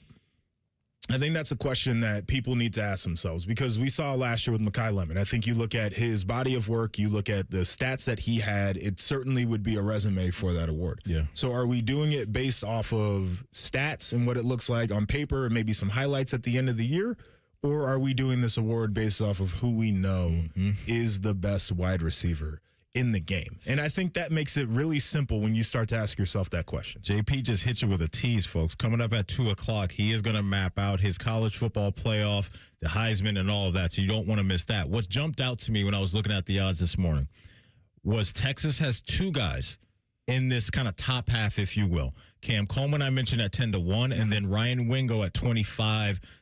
And so you kind of fast forward your mind to that matchup here in a few weeks, and the guys on the outside with Sanchez, Jermaine Matthews, Timmons, the guys on the back end that are going to be new coming in, they're going to be challenged by what's supposed to be a dynamic duo of wide receivers, specifically Cam Coleman, who has a chance to be probably the 1B in next year's draft when we talk about wide receivers. So I can't wait to see what that looks like, because we've been hearing about that unit coming together pretty well throughout the offseason, but specifically Sanchez and Matthews on the outside. That's going to be some good on good right there. Get your popcorn ready type of stuff. Yeah, I mean, I think it's going to be big for those guys to be able to win one-on-one matchups, but then I start to look at this defensive line that we have, and we're hearing about how deep it is on the interior in particular and how guys are coming along on the edge, whether it's old guys or young guys.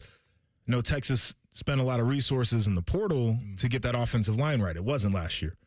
That, to me, is job number one, is let's figure out if Arch Manning has figured out his game. Because everybody's saying, oh, man, you look at that bowl game, the Cheez-Its Bowl, by the way. Look at that bowl game and look at what he did, and he's back. I don't know. I would really want to figure that out early in that game. And we will see what's going on with Trevor Gooseby come that game. They're not really saying anything definitive. They're going to keep it as hush-hush as possible. They got hit with an injury scare when it came to him. And if he's going to be out, or let's say not 100% in that game, that obviously is going to be something that works in the advantageous side for Ohio State. Charlie Becker, is he really going to be that guy? He is a good player. He's big. I mean, physically big. He's 6'3". Yeah. Runs pretty well. I wouldn't say he's the most twitched up guy, but he's got good speed. The thing that we saw last year and where he emerged and kind of made his impact, his catch radius, his ability to go up and get it is phenomenal. And he's a tough player as well. And I think their dream is probably Marsh's skill set playing off of what he does. Nick Marsh coming in from Michigan State. He's not the exact type of receiver that Becker is, right? He's still a pretty big guy, but no, I think they're a little bit of different guys. I think they're looking for that Omar Cooper kind of guy for this offense, though, right? Like the guy who can kind of catch it, run, get you those yards there, and they're pretty confident that they might have one. I wonder if they're going to have in their bag the same weapon that they had a year ago with those back shoulder throws that Fernando Mendoza was good at, with Surratt and Cooper, as you mentioned, because that was a deadly weapon that they had, and I wonder if Hoover's going to be able to bring that to the table, because clearly that's something Cignetti wants to go lean into. It's timing. Yeah. That's chemistry. Like, that's something they got to work at. Coming up next, TLC is going to take over in Ins and Outs with Rothman and Ice right here on The Fan. We have so many local shows, I can't fit them in a 10-second promo. So let's just say we're live and local all damn day. The Fan. Don't sweat it. Call Care Heating and Cooling and we'll fix your air conditioner fast. 1-800-COOLING. Football season is here. Make sure your internet is ready. Kinetic's 100% fiber gives you the fast, reliable connection to enjoy live football on YouTube TV and watch up to 4 live games at once with Multiview. Check real-time stats and catch more big plays without missing a snap. Take your game watching to a whole new level. Switch to Kinetic. Save up to $120 on your first year of YouTube TV. Visit GoKinetic.com for details. Subject to availability and eligibility. Terms, conditions, and restrictions apply. Cancel anytime. Kinetic. Internet better. Hey, Bo Bishop here. From scratch-made dishes to craft cocktails built with their local spirits, High Bank is the perfect place for date night, game day, or getting together with friends. Whether you're sipping the best vodka in America or grabbing a meal, High Bank delivers every time. Learn more at highbankco.com. Dine, drink, distill at High Bank. Coghlan Kia of Dublin is now open, and we're offering grand opening savings at all 4 Coghlan Kia locations. Get 0% financing on select new 26 Kia Sportage and Sorrento. Pay 0 out of pocket when you lease a new 27 Seltos or 26 Sportage for $375 a month for 36 months. Get grand opening savings at Coghlan Kia. Coghlan has the car for you. With approved credit, 0% for 48 months equals $20.83 per 1,000 finance through Kia Motor Finance. Leases include 10,000 miles per year with 20 cents per mile over penalty. Excludes tax, title, and registration. No security deposit. See dealer for details. Ends 8/31/26. Your next getaway is closer than you think at your Columbus Zoo. Baby elephants, playful tigers, hungry giraffes. Explore North America Trek and discover rescued bear cubs, eagles, and more. Plan your visit today at columbuszoo.org.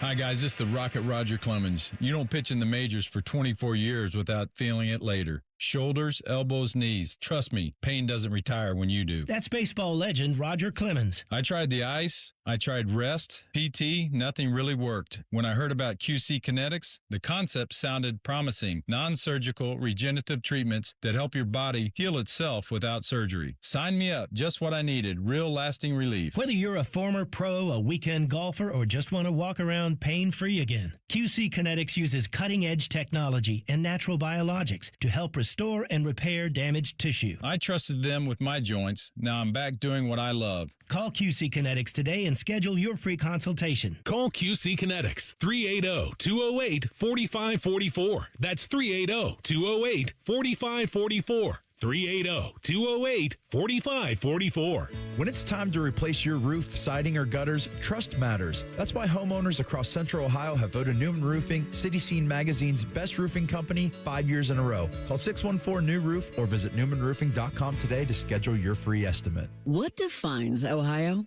A place that dares to go first and never looks back. There's no slowing us down. At Jobs Ohio, our mission is clear. Strengthen job opportunities and empower Ohio's workforce. Another reason why Ohio is now ranked the #1 state for business by CNBC. This is what unstoppable feels like. We did it together, Ohio. Our time is now. See Ohio's momentum at jobsohio.com/Ohio's time. Hello, it's John Kozik, founder and president of TurboTrack Realty, and I buy real estate as is fast for cash. Give us a call today for an all-cash offer at 614-470-2000, 614-470-2000. I buy vacant properties, inherited homes, divorce situations, death in the family, apartment buildings, commercial properties. I even buy my tenants won't pay me the rent houses. Give us a call today for an all-cash offer at 614-470-2000, 614-470-2000. What's the best way to make sure you don't miss any of your favorite fan shows? Oh no. Download the Fan app, silly. Ah, damn it, I knew that. App Store, Google Play, or just scream right at your phone. Psst, you can also listen to Buckeye games. Do it now. Fan weather. From the Logan AC and Heat Services Weather Center. Pretty quiet as we go throughout the rest of your Wednesday. Mid to high level clouds pass on by. We'll say partly sunny overall with highs in the lower 80s. Tonight, there's a slight chance of a passing shower or storm. Otherwise, partly cloudy, mid 60s. For your Thursday, similar story. Slight chance of a shower or storm, mainly in the afternoon. Most of us are dry, though, with a partly sunny sky and highs in the lower 80s. For the Fan, I'm 10 Weather Impact meteorologist Justin Gertz. We've been your Jackets flagship station since day one. All the goals, all the action, all the memories. Your home for the Columbus Blue Jackets, the Fan, Ohio sports destination. Rothman and Ice present In or Out. Just a little of the old in and out. All right, welcome back in. JP in the house today. Former Buckeye Joshua Perry.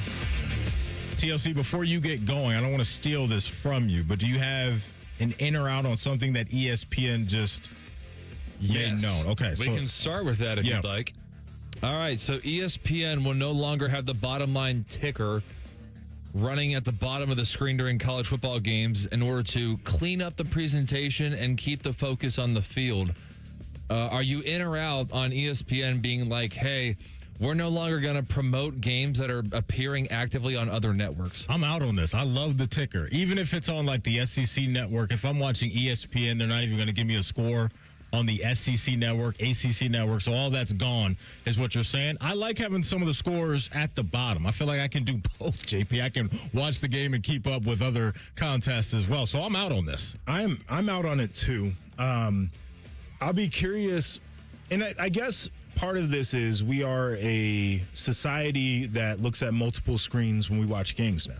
So typically you're updated pretty well on what's going on in other games. But I'm curious if they do something like a score alert, something to that effect, when something happens in another game so people feel like they don't have to flip over. Mm-hmm. But, yeah, to me, this was never a distraction. It was never an issue. Maybe young people just don't have attention spans. The because screen this is angels crazy. out here? Yeah, it's insane. It's insane. So I'm out. Man, that's like one of the staples of ESPN. Yeah. Is that they got the bottom line going across the whole time. And so that's, I mean, I'm sure it won't be that foreign to me. Like, every other network doesn't do it, so it's not going to be like, wait, where's the bottom line? But like, yeah, it's still cool to have it there, and you get the score alerts and all that stuff. But yeah, it won't change that much. But just again, tradition just falling to the wayside, whatever.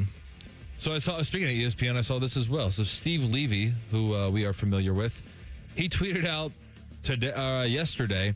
He goes, "My kid is a junior in high school. Just got her schedule. She has lunch tomorrow at 9:39 a.m. What are we doing? Are you in or out on this? Apparently, I assume that he's in Connecticut. Whatever school district his daughter is in. Yeah. They got 9:39 a.m. lunch. So I'll comment on this. I think when I was in high school, we had like 4 lunch periods. So our school day, if I'm not mistaken, started at like 7:20. And we were out by 2:35. Me too. So the latest lunch, if you had 10th period lunch, there were 12 periods. The latest lunch would be somewhere afternoon. The earliest lunch was at like 10 a.m. But you had been in school for like 3 hours by then. I have no problem with the early lunch. If my day is 7 to 2:30 and I eat at 10 o'clock, that ain't that bad. Here's where I'm at with this.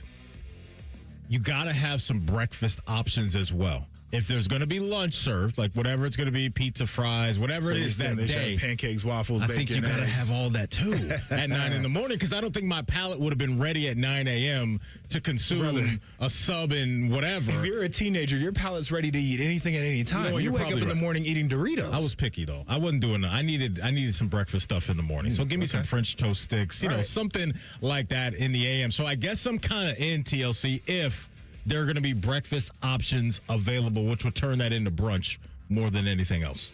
Yeah, but if that's the case, then having that early of a lunch, you'd be eating like 3 hours apart, and then you're going to have like 5 hours afterwards. Like, shoot it in the middle. We only had 3 lunch periods. And so that would have been, oh, God, I don't even know, like 11:30, noon, and 12:30? I can't even recall. 4, shows you how 6, washed I am. 8, and 10 were the lunch periods. So you got 4th period lunch, 6th period, 8th period, or 10th period lunch. 8th is a sweet spot. I liked when I had it 4th period, and I liked when I had it 10th. I didn't like it in between. Okay. It was a good way to break up my day. I think we only had 7 periods at all in Dublin City schools when I was in there. Our periods were weird because it would be like 1, 2, 3, 4, and then the periods would be like period 5, 6, period 7, 8, period 9, 10, and then 11, 12. So it wasn't actually 12 full periods, but it was 12 segments of things. Okay. By the way, I thought that I could get away without having a lisp with all this Invisalign S in my mouth. No, it's not really coming through to me. Yeah, if you never mentioned it, I don't think anybody would. But now that would you notice mention it, Mm-hmm. we're going to notice it. Well, now it's messing with my head. So we talked about Josh Pate a couple segments ago and how he's got his college football playoff field. You may have noticed that within his bracket, he has Texas beating Ohio State. So are you in or out on Josh Pate with Texas beating Ohio State in the college football playoff? Does that imply that Ohio State will beat Texas week 2? That was the question I was going to ask. Who did he have winning the game happening in a few weeks? Because usually the thinking would be it's tougher to beat that team twice. Right. The same way we saw Oregon beat Ohio State a couple years ago and Eugene, and then Ohio State got after him in the Rose Bowl. So he had Ohio State as a 2 and Texas as a 7 in his bracket. So I think the safe assumption is that Ohio State won the first matchup, no doubt, in his scenario. Now, what I would say to that is, I think it is difficult to beat the same team twice. Tell us why. Specifically why? Because it's just you're familiar. Law of averages. I think when you lose the first time, you spend so much time thinking about all the things you would have done differently. And when you win, you don't spend as much time thinking about things you would have done differently. But I also just don't trust Sark. I don't trust him more than I trust Ryan Day.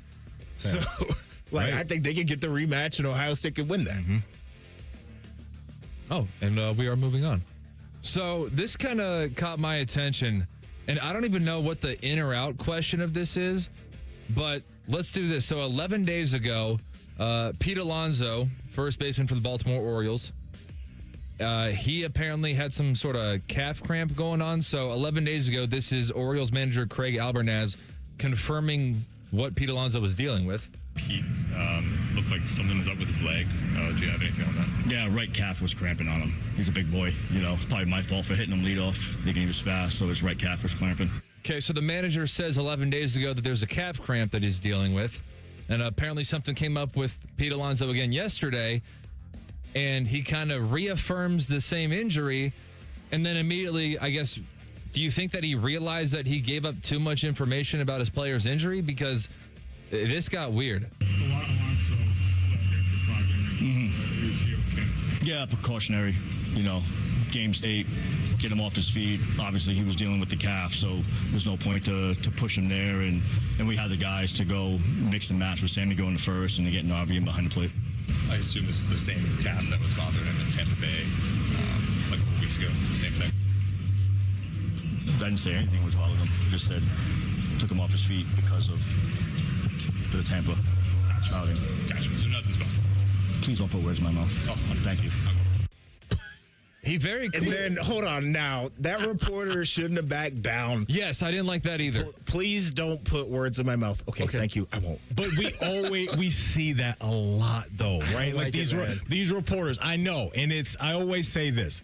Us on the outside looking in, when you're not on the beat every day and talking to that manager every day, they probably don't want to burn that bridge. So I think that's why we see so many reporters bend the knee. He should come back and be like, okay, so here is a transcript from the first time. So we got you in 4K. Just to clarify, because I don't want to put words in your mouth. I just want to clarify. This is what you said. You tell me what I'm supposed to make of it. Correct. This was the quote where you talked about the calf. Yes. Oh, no, he said it yesterday, too. Again. Alonso for 5 innings. Is he okay? Yeah, precautionary. Game state, get him off his feet. Obviously, he was dealing with the calf, so there it is.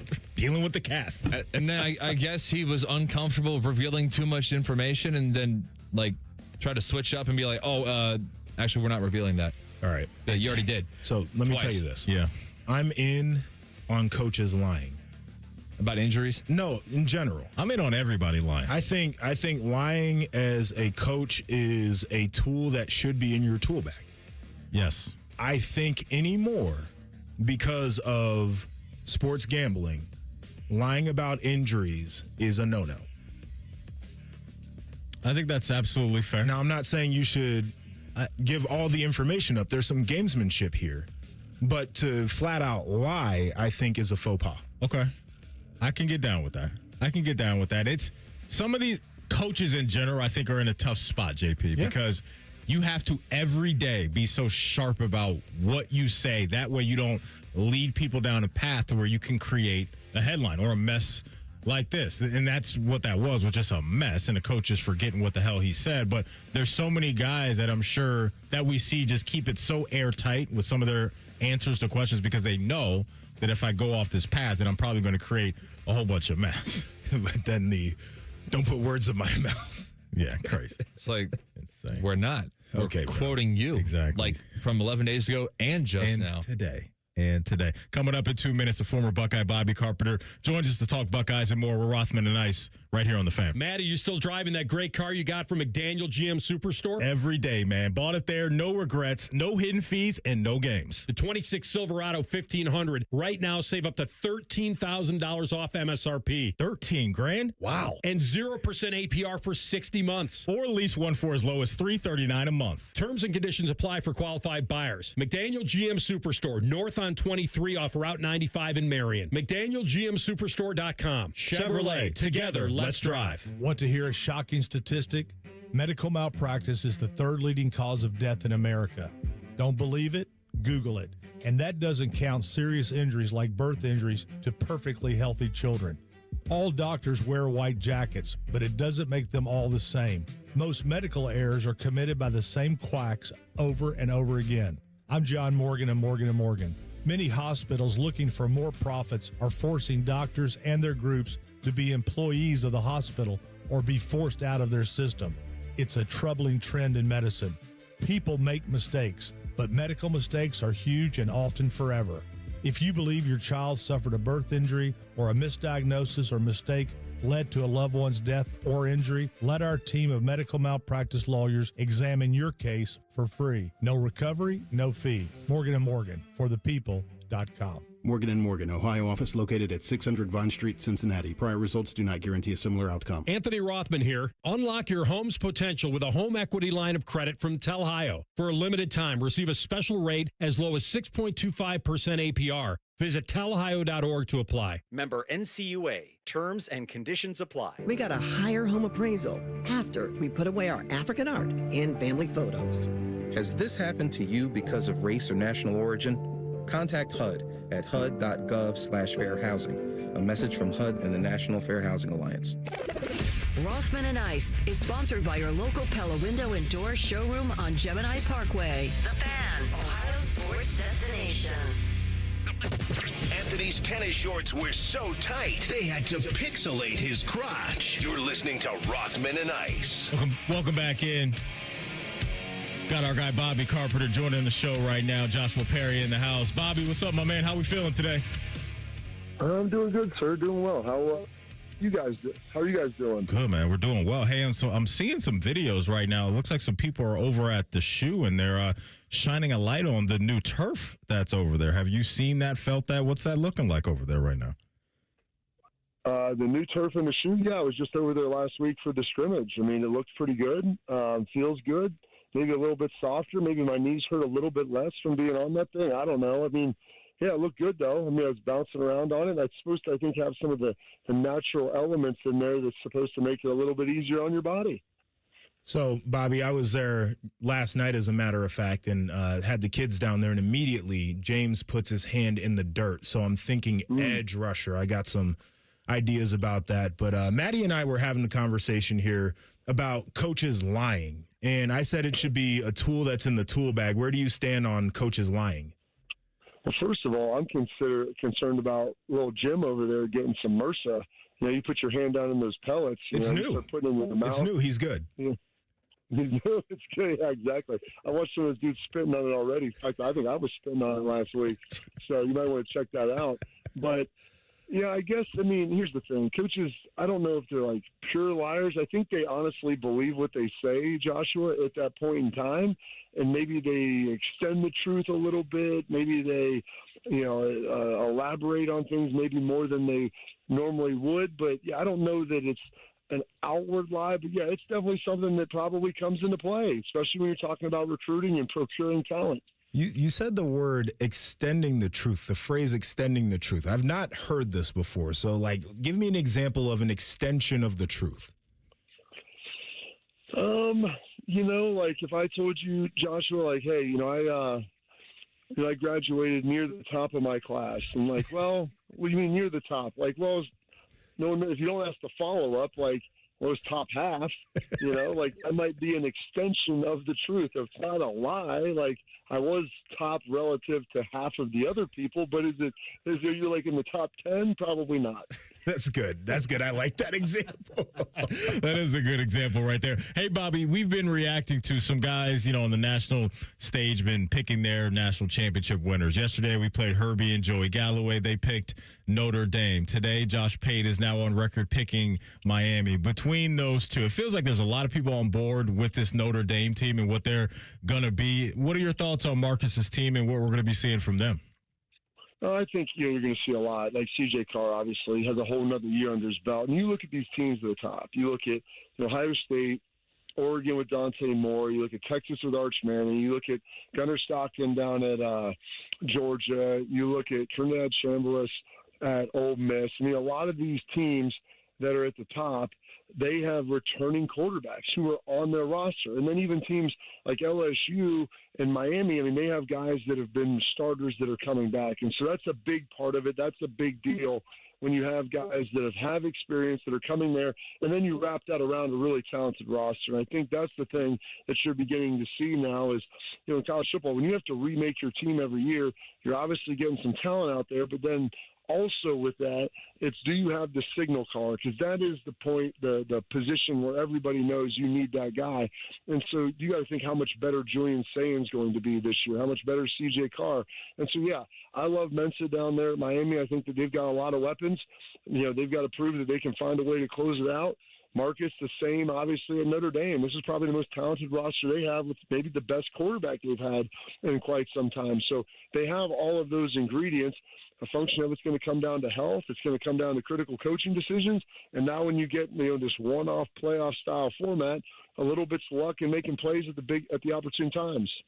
All right, Bobby, a lot of the commentary and the reports coming out of training camp are about depth at multiple positions, but in particular on the defensive line. What are some of the things that you're seeing out of that position group? Oh, I think what you see, bringing James Smith and Quay Rousseau, they've been really good. Watching Bo Atkinson develop. And, like some of the guys, like people can sometimes confuse productivity with quality of play. And sometimes you're at the defensive line, you being a great edge setter, a guy that eats 2 blocks, a guy that's physically disruptive, that goes even further than sometimes a guy that can maybe go give you 8 sacks off the edge if they're doing it in a way that maybe when they're not making plays is detrimental to your team. And so, I'm looking – people have talked about KJ, Kenyatta Jackson. This is a big year for him. He has all the physical ability in the world. That's why he was a top 100 ESPN recruit. He looks the part. The leadership is coming along, but is he going to be a guy that can set the edge, that can do the dirty? When you're a captain, man, sometimes, it's not always about making the play. It's about setting somebody else up to make the play. And if you're a captain, you've got to be selfless and be able to do that. And so to me, looking at it, I think they've got 5 or 6 guys that can maybe play on the edge and 3 or 4 guys. Walker has been really good in the middle. Will Smith has come along. Edric Houston, I think, another year of playing inside is going to help. So they may not have like the household names and guys that are going to go play 60 or 70 snaps, but I think they're going to package this up and they're going to have a lot of guys who can be highly productive. And over the course of a season, when you're playing 12 games, maybe a Big Ten championship, and then maybe 3 or 4 more, you're going to need 8 to 10 guys that you can roll up front, and I think that they have that more so this year than last. Bobby Carpenter joining us here on Rothman and Ice. I've got to get your thoughts on just what's happening down at LSU with the Daquan Wright situation. We've seen the Big Ten now come to the table along with the SEC, and now they're saying, hey, we're shutting that down. You guys aren't allowed back in if you go to the NFL. That's where you need to stay. And so when you just look at this kind of gray area, if you will, of this ruling and what LSU is rolling with down there with a guy like Daquan Wright, what do you got on that? Yeah, I love that Lane when he gets up there. Joshua knows the BCD, blame, complain, defend. Mm-hmm. And so he gets up there at the beginning, and, you listen to Marcus talk, you listen to Dan Lanning talk, you listen to Ryan Day talk, and, Ryan's like, I hate it, but we've got to explore it because I've got an obligation to the team to be the best we can. I don't want to do it. We don't like it. They need to make some rules with it. Dan Lanning, we're not going to do this. This isn't for us. Marcus Freeman, Notre Dame's not going to be a part of this. With what we've got going on. So you see Lane Kiffin, he comes out and he's like, well, these guys, a judge had a ruling, this is what they're doing, and then starts kind of leaning into all the reasons. Legally, this is going to be allowed. And I'm like, man, you should have come out and said that you shouldn't have done this. You've talked to the kids. You basically actively recruited them in here. And now because of this is the world that we're living in, because you're trying to find an avenue to win every which way. And so the conferences came out. They did what they did. I love what the Big Ten did. SEC, they have got these undisclosed penalties. And so I'm curious if you're going to press Greg Sankey with what you're going to ask him to do and see if he's actually going to enforce it. That'll be another thing. But, is there any surprise, Joshua, that Lane is at the center of this and he was the guy, championing it the whole time? It's hilarious because, we're talking about it around the office. Somebody's like, man, they should ban these guys and they should make it the Lane Kiffin rule. And I'll be like, that's the third Lane Kiffin rule that we've had to come up with in the last 6 months. It's absolutely ridiculous. But, yeah, him being the face seems like it's fitting for where we're at in college football. I wanted to ask you a big picture Big Ten question. When you look at the top of the conference, obviously Ohio State's going to be up there. I think Indiana's going to be up there as well, and Oregon.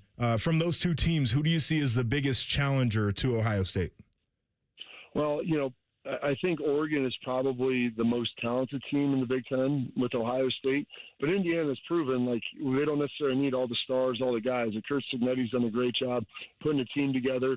And a lot of it's going to come down to their quarterback and, bringing guys in. Can you continue to spin that? And you have Hoover. Is he going to be able to develop the way Mendoza did and, the way they were with Curtis Rourke? So putting all that stuff together, I would say Oregon, probably the one caveat I would say is the fact that Oregon's coming here in a head-to-head.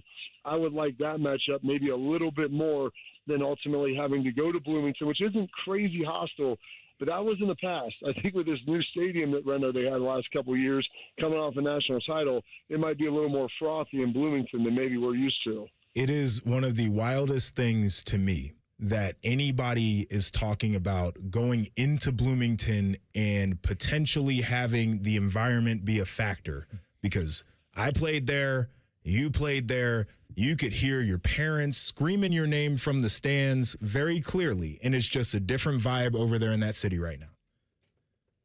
Absolutely. It's like going to Calabasas and saying, hey, I don't know what the weather's going to be. Maybe I should pack an umbrella. That's never even a thought. That's never even a thing. You're going to Southern California because it's perfect every time. Going to Bloomington, Joshua, as playing defense was one of the few places you could hear your coach yelling at you from the sideline, and I hated it. It felt like practice. It was like a Saturday scrimmage at the shoe.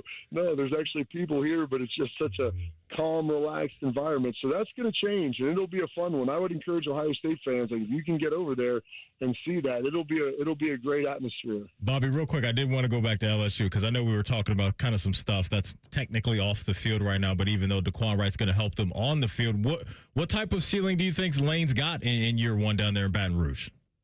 They better have a national championship ceiling with everything he's doing. They've spent a ton of money. He came in there. He's walked in like a bull in a china shop. So if you don't have a national championship ceiling, then what the heck are you doing? Now, what is their floor? Maybe their floor is 8 or 9 wins.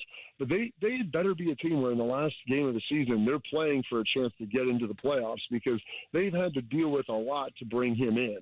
And so when you bring in, the troubled kid, you better make sure that you're producing on the field. No doubt, man. A lot of eyeballs on that week 1 matchup against Clemson, and then no doubt probably the whole college football world watching when we get to September 19th when he goes back to Ole Miss. Appreciate your time as always, man. Thank you. Hey, my pleasure, Matt. If you're bringing someone home to see Mama Hayes and she's dressed maybe a little inappropriately, she better be a big producer for you because if not, it's not worth the trouble. That's right. You nailed that. There he goes. Okay. Carpenter. Hey, real quick, I do want to say this.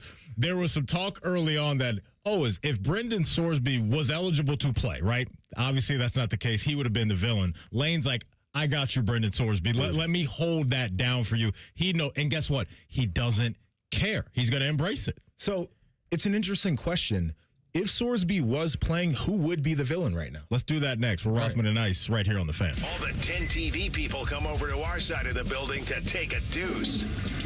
That should tell you something about how we operate. The Fan. Monday, Tuesday, Wednesday, all of these rain chances going up. We're already tracking a few severe thunderstorm warnings. We do have team coverage for you this morning, tracking outages and flooding. Difficult for people to get out of their homes right now. Flood waters up to their knees. Did you see that car? Yes. The wind flipped it over. This is huge. The wind must have been so strong to rip this up out of the ground and take some of the sidewalk with it. On Weather Impact Alert Days, stream extended coverage on the 10 TV app. When it comes to your roofing, siding, or gutter needs, call Newman Roofing. 614-NEW-ROOF. NewmanRoofing.com. Coghlan Kia of Dublin is now open, and we're offering grand opening savings at all 4 Coghlan Kia locations. Get 0% financing on select new 26 Kia Sportage and Sorrento. Pay $0 out of pocket when you lease a new 27 Seltos or 26 Sportage for $375 a month for 36 months. Get grand opening savings at Coghlan Kia. Coghlan has the car for you. With approved credit, 0% for 48 months equals $20.83 per 1,000 finance through Kia Motor Finance. Leases include 10,000 miles per year with 20 cents per mile over penalty. Excludes tax, title, and registration. No security deposit. See dealer for details. Ends 8/31/26. Football season starts at Twin Peaks. Get your league together and host your fantasy football draft party at your local lodge. And commissioners get a $50 Twin Peaks gift card. Cold drinks, made from scratch food, wall-to-wall TVs, and everything you need for draft day. Book your fantasy football party at your local Twin Peaks today. Welcome back to Yeah, That's a Pepper Thing.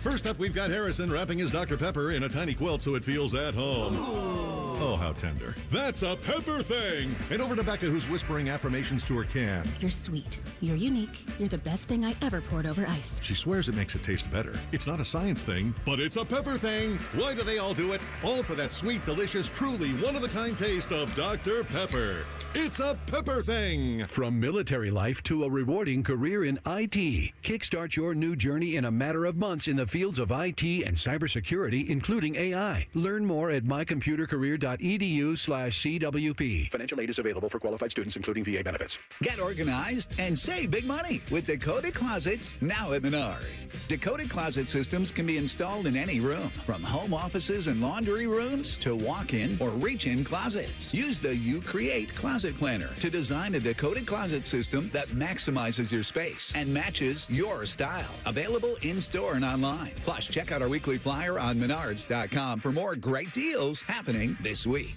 Save big money at Menards. Get your air conditioner fixed fast. Call Care Heating and Cooling. 1-800-COOLING. Listen to Financially Fit Radio with Corey Sickles this Saturday morning at 9 on 1460 AM, covering topics like what you need to know about annuities and how to stay healthy and enjoy retirement. Financially Fit Radio this Saturday morning at 9 on 1460 AM. How many of you have had your garage floor done? I'll wait for the answer. Yeah, that's enough. How many of you think it looks like crap? That's because it is crap. One quick call to Comer & Cross Concrete Floor Coatings at 1-800-NEW-FLOOR, and they can install a gleaming new Comer & Cross garage floor in one day. A Comer & Cross garage floor is the gold standard. It's like pulling into a new car showroom every night. And here's the best part. It is guaranteed your garage floor will never chip, crack, or show tire lift like epoxy or paint ever. And listen, you lazy bum, they'll even take the stuff out of the garage for you.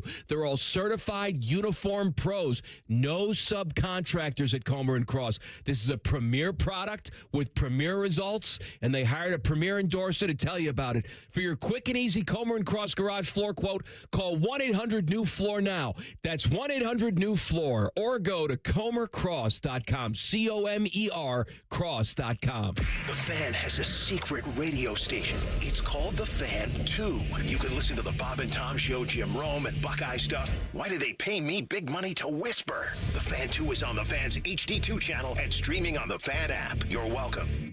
All your favorite Fan shows are available when you want them. Head to 971thefan.com and hit that subscribe button. The Fan, Ohio sports destination.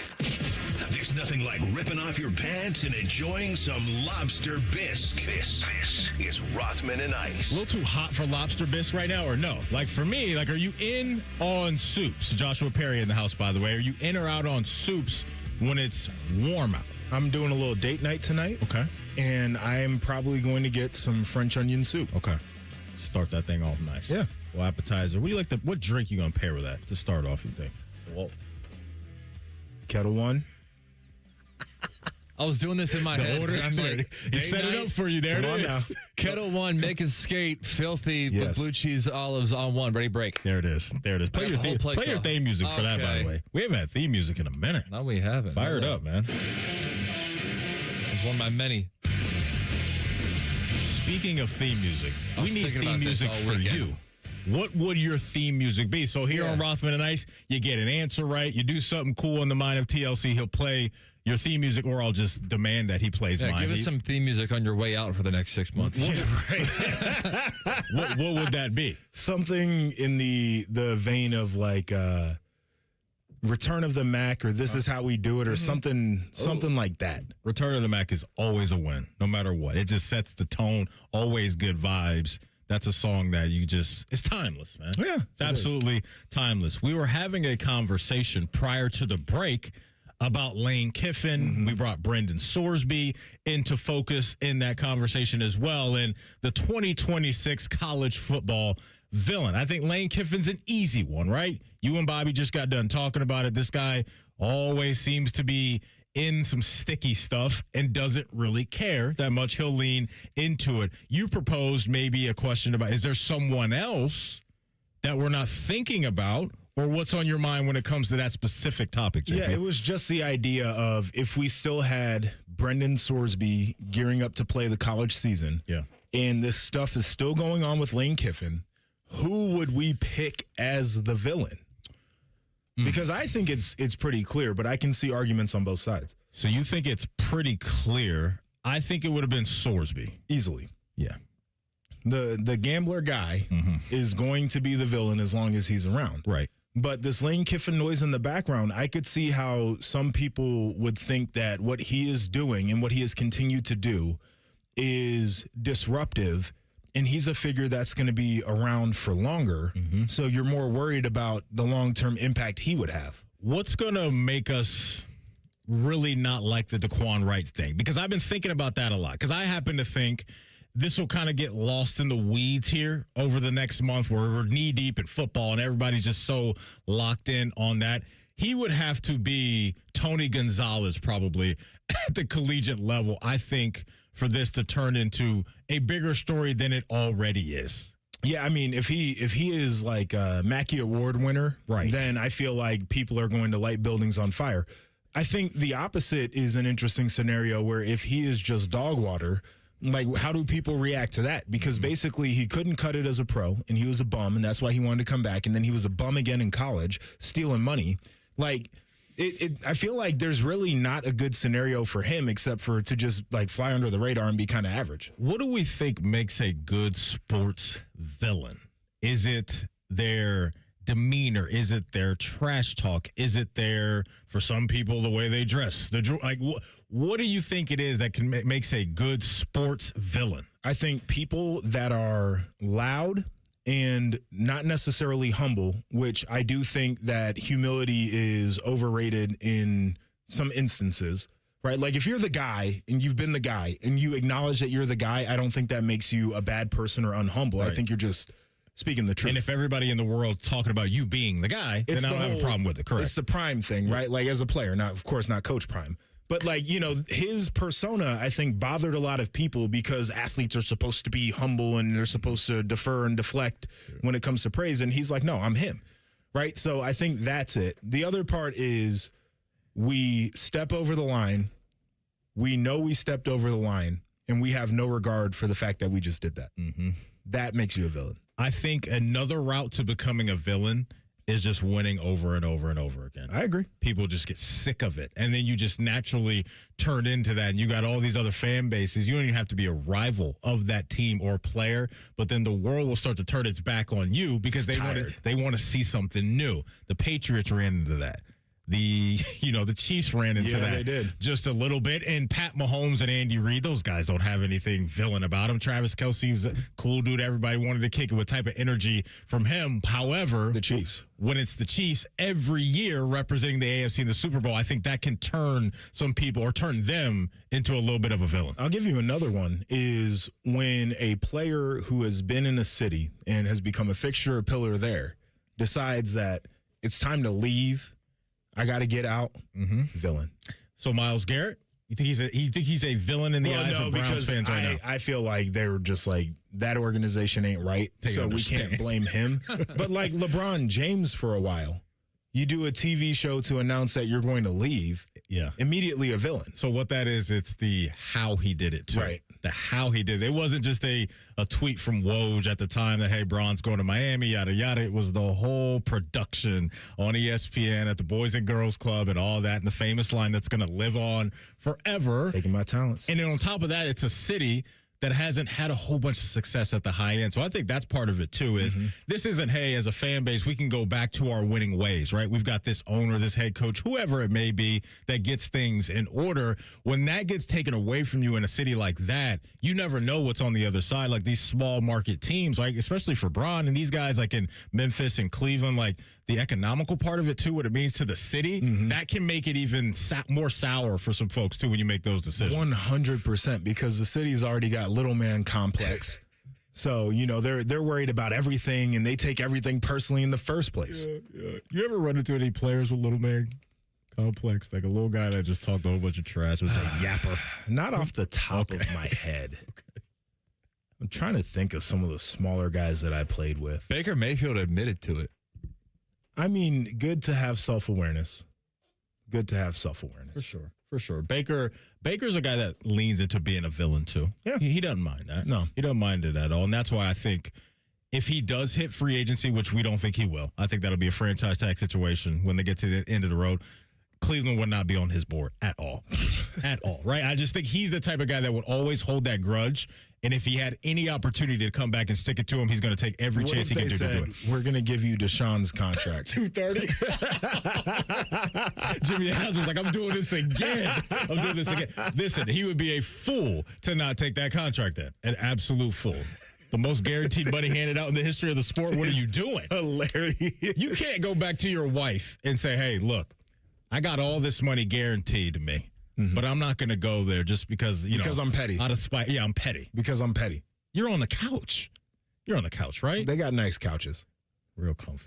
They probably got plenty of them, too. Dude that's got a nice crib and a nice couch is Tyler Danberg. He lets me sleep on it every once in a while. He's got an update for you coming up. After the break, JP's going to map out college football playoff stuff for us. His winner, Heisman winner, Natty winner, all that stuff is going to be a good time. Don't move. We're Rothman and Ice right here on The Fan.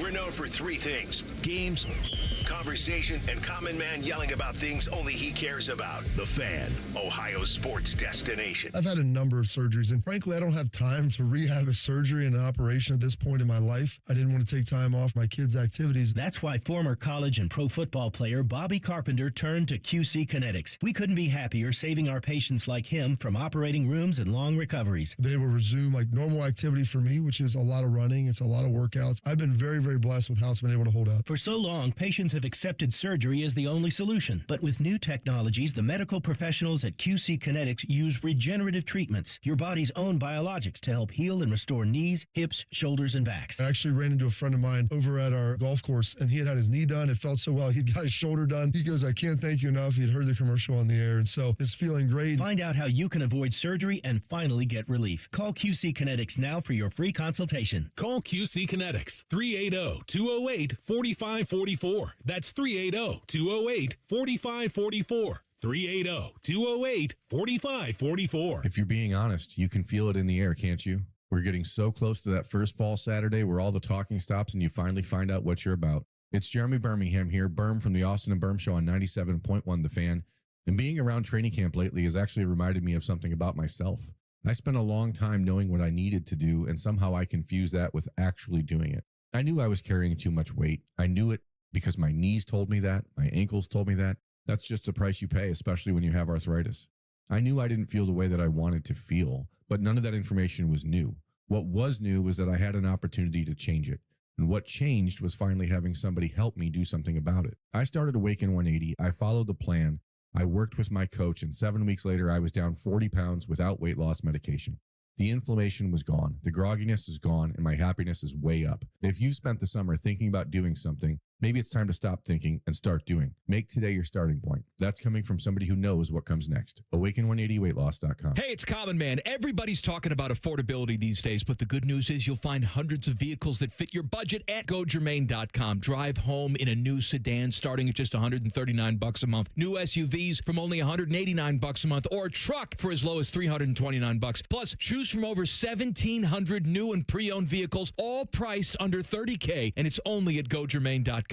And with their $1,000 price promise, no one's going to sell you a car for less. Go see my friends today. GoGermain.com. Kick off your savings when you buy or refinance your home with a Miller Lending no closing cost mortgage. Closing costs aren't mandatory, so don't fumble away your opportunity to save money. 877-9-NO-COST. That's 877-9-NO-COST. Or apply online at nocostmortgage.com. Want to hear a shocking statistic? Medical malpractice is the third leading cause of death in America. Don't believe it? Google it. And that doesn't count serious injuries like birth injuries to perfectly healthy children. All doctors wear white jackets, but it doesn't make them all the same. Most medical errors are committed by the same quacks over and over again. I'm John Morgan of Morgan & Morgan. Many hospitals looking for more profits are forcing doctors and their groups to be employees of the hospital or be forced out of their system. It's a troubling trend in medicine. People make mistakes, but medical mistakes are huge and often forever. If you believe your child suffered a birth injury or a misdiagnosis or mistake led to a loved one's death or injury, let our team of medical malpractice lawyers examine your case for free. No recovery, no fee. Morgan & Morgan, forthepeople.com. Morgan & Morgan, Ohio office located at 600 Vine Street, Cincinnati. Prior results do not guarantee a similar outcome. On this episode of Science Stuff, we're examining the fastest things on the planet, like the cheetah. It can reach a land speed of probably having an off day happens to everybody, but here is the American race car. People love the thrill of the... Okay, next up is the Falcon. No, all right. Oh, great Caesar's ghost, what was that? Why, I think we've found the fastest... Let's watch in slow motion. Hi, it's Alex, the friendly Apex... It's Apex Pros, the pros who knows. They're the fastest thing on the planet. When you have a problem with your plumbing, furnace, air conditioner, or electrical system, Apex Pros gets to you faster than apparently everything. Leaves are blown from trees. Paint is stripped from buildings. Mothers clutch their children's hands. Because when you have something broken in your plumbing, HVAC, or electrical, you don't want to wait. Columbus loves Apex Pros. ApexPros.com. What would it take for my child to only miss half a day of school for treatment? What would it take to find a cure for childhood cancer? It would take all of us to come together to support the research. Join us. Go to childrenscancer.org today. Broadcasting live from the McDaniel GM Superstore Studios. Driving excellence since 1916. Chevrolet. Together, let's drive. WBNS HD1 Columbus. Good afternoon. I'm Tyler Danberg. Ohio State's Chris Henry Jr., quarterback Jay Timmons, and linebacker Sincere Johnson were named to the Sean Alexander Freshman of the Year watch list. Tuesday, two more Frosts shed their black stripes, and running back legend Bay and corner Jordan Thomas. Today, Ohio State held its New at the Shoe presser, offering a first look at the new field turf and more upgrades to the venue.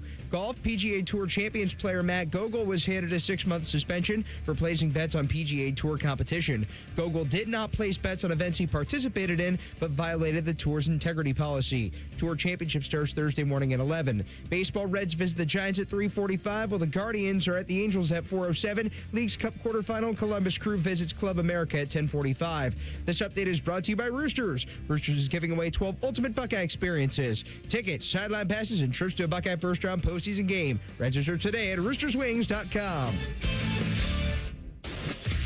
Most shows just skim the surface, but Rothman and Ice feel like the biggest story of the day deserves a closer look. It's time for a deeper dive. Sponsored by Orthopedic One, Central Ohio's most trusted orthopedic practice. Find a physician or location near you at orthopedic1.com. All right, welcome back in. Final hour of the program on a hump day. Bottom of this hour, Spencer Holbrook from Letterman Row. He'll hop on to talk about all things Ohio State. You know, we were talking to Bobby earlier, Joshua, about the new turf that's over there. I'm seeing some pictures, too, going around about some of the new food items that are going to be available this year at Ohio Stadium. Looks like you're going to have a mini ahi tuna poke bowl available for you, some street corn deviled eggs over there. Looks like some sliders, which is never a problem for anybody, and then chicken lo mein. Street corn deviled eggs? That's what I got here. Looks like in the picture, yeah, it looks like street corn deviled eggs is what I'm looking at right here. I don't know how to feel about that one. I love deviled eggs. Me too. So I'm one of those people, any kind of event, party, holiday, baby shower, whatever, bring them. Okay. I'll eat them. Street corn? That's something I'll have to try. They don't look bad. Curiosity. But it's a first for me, that combination. Never heard that combo before in my life. Chicken lo mein, can't go wrong with that. That's not bad either. And so, we talked about the turf. Yep. Talked about the food. We got just a whole bunch of new coming inside the shoe, which is good. We were talking about facilities earlier around college football. These are the things that matter. You got to keep up with the Joneses, right? In this NIL world, you have to people find to buy stuff in there. Correct. You have to have creative ways to generate people coming in willing to spend money. Speaking of that, I did want to mention this real quick because Akron has picked their guy, the person that's going to be the offensive coordinator of at least the first drive. They're calling it the offensive coordinator of the game, but it's going to be the opening drive, and they're probably going to tell him to get the hell out of there. But it looks like it's going to be Martin Allen Wims II. He's been a season ticket holder, it looks like, since 2009. And so that's official. They got the pub.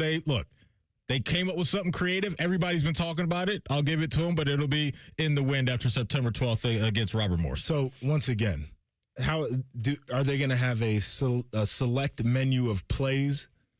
And then it's like you can pick one of these 3 plays, or maybe even one of these 2 plays. I think it's my gut is, we talk about how these offensive coordinators have the first 12 to 15 scripted plays or whatever. Right. You pick from those. Okay. You pick from those. This is what our guys are comfortable with. This is what we're comfortable with.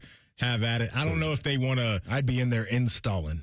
Yeah, absolutely. I'd be in there installing. Me too. AR and I have been talking about this, and it's like I've been saying, I think Coach Day would say absolutely not to this, no matter how much money would be involved.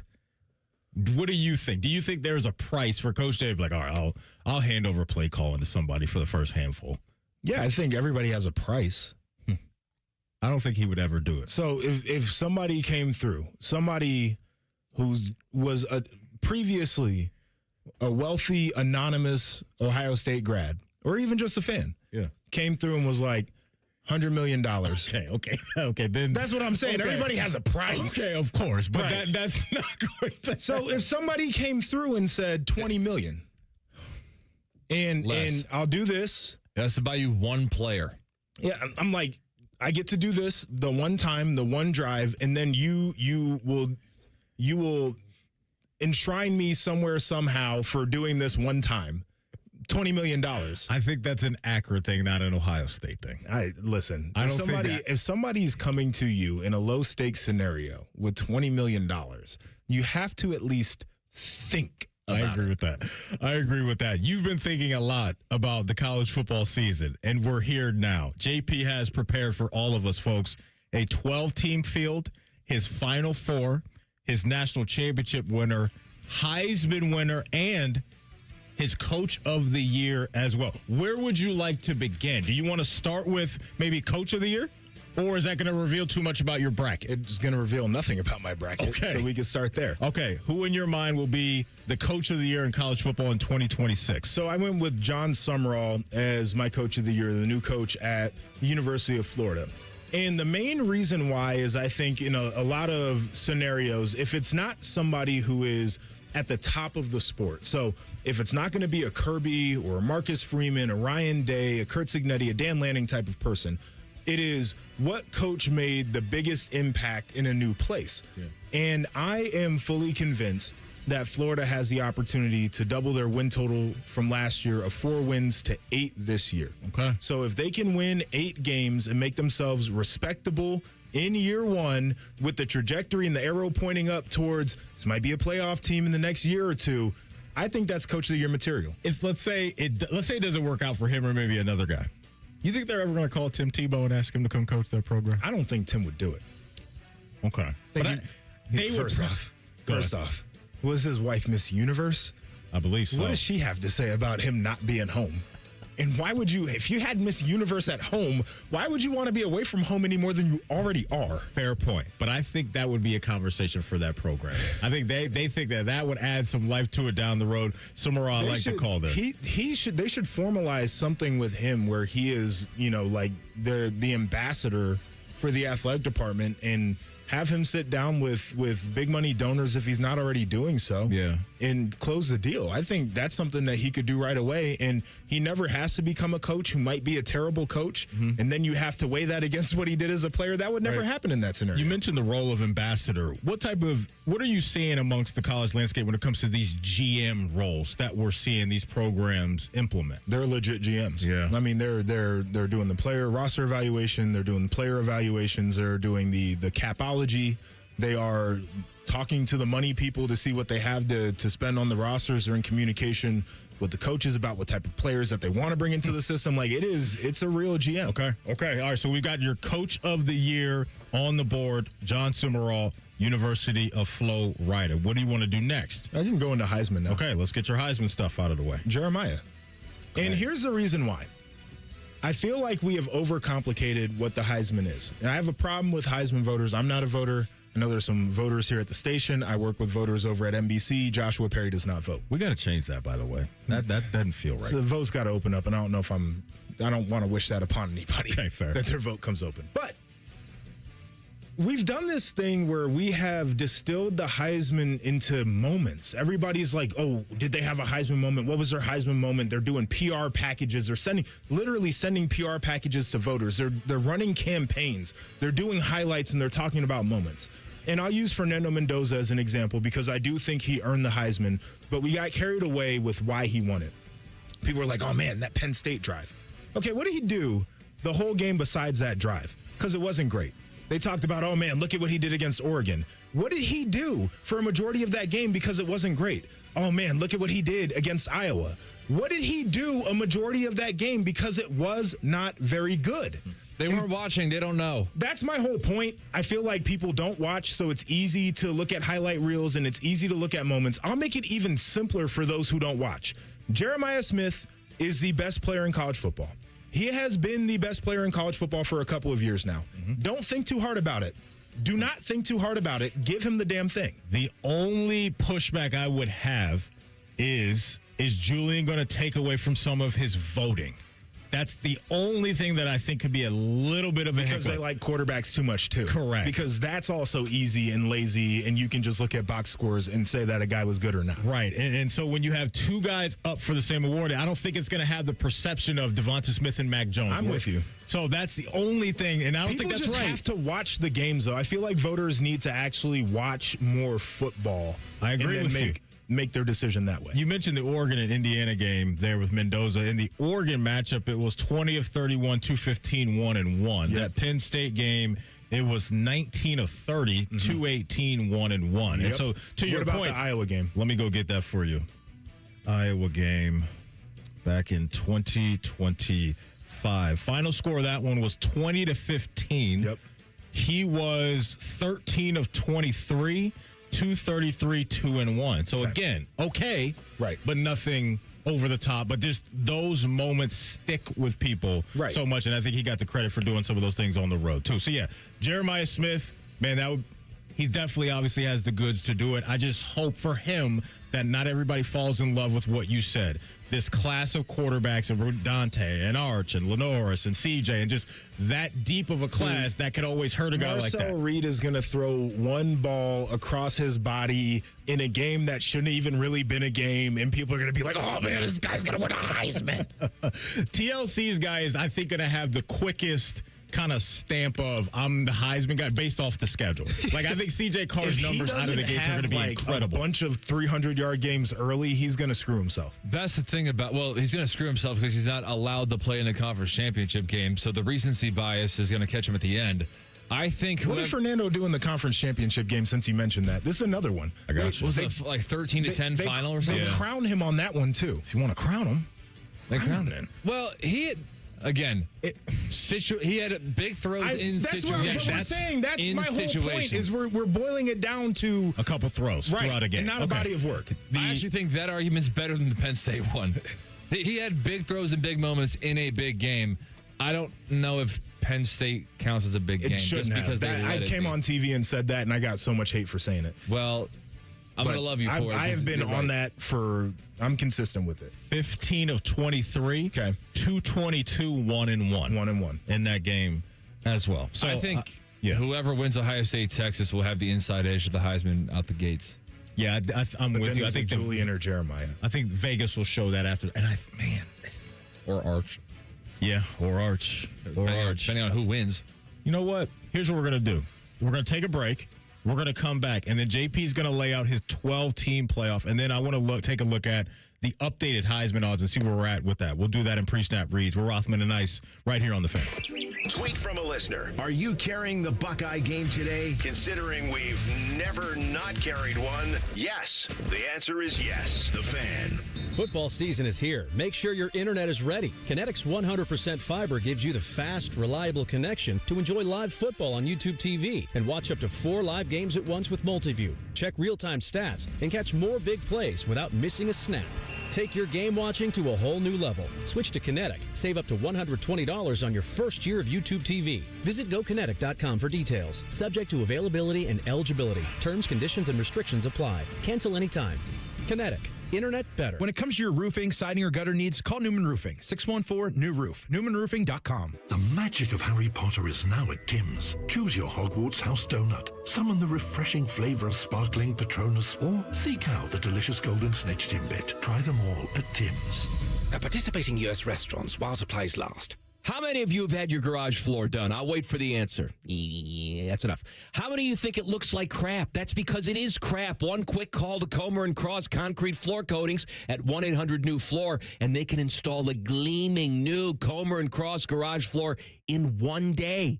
A Comer and Cross garage floor is the gold standard. It's like pulling into a new car showroom every night. And here's the best part. It is guaranteed your garage floor will never chip, crack, or show tire lift like epoxy or paint ever. And listen, you lazy bum, they'll even take the stuff out of the garage for you. They're all certified uniform pros. No subcontractors at Comer and Cross. This is a premier product with premier results, and they hired a premier endorser to tell you about it. For your quick and easy Comer and Cross garage floor quote, call 1-800-NEW-FLOOR now. That's 1-800-NEW-FLOOR, or go to comercross.com, C-O-M-E-R cross.com. Coghlan Kia of Dublin is now open, and we're offering grand opening savings at all 4 Coghlan Kia locations. Get 0% financing on select new 26 Kia Sportage and Sorrento. Pay 0 out of pocket when you lease a new 27 Seltos or 26 Sportage for $375 a month for 36 months. Get grand opening savings at Coghlan Kia. Coghlan has the car for you.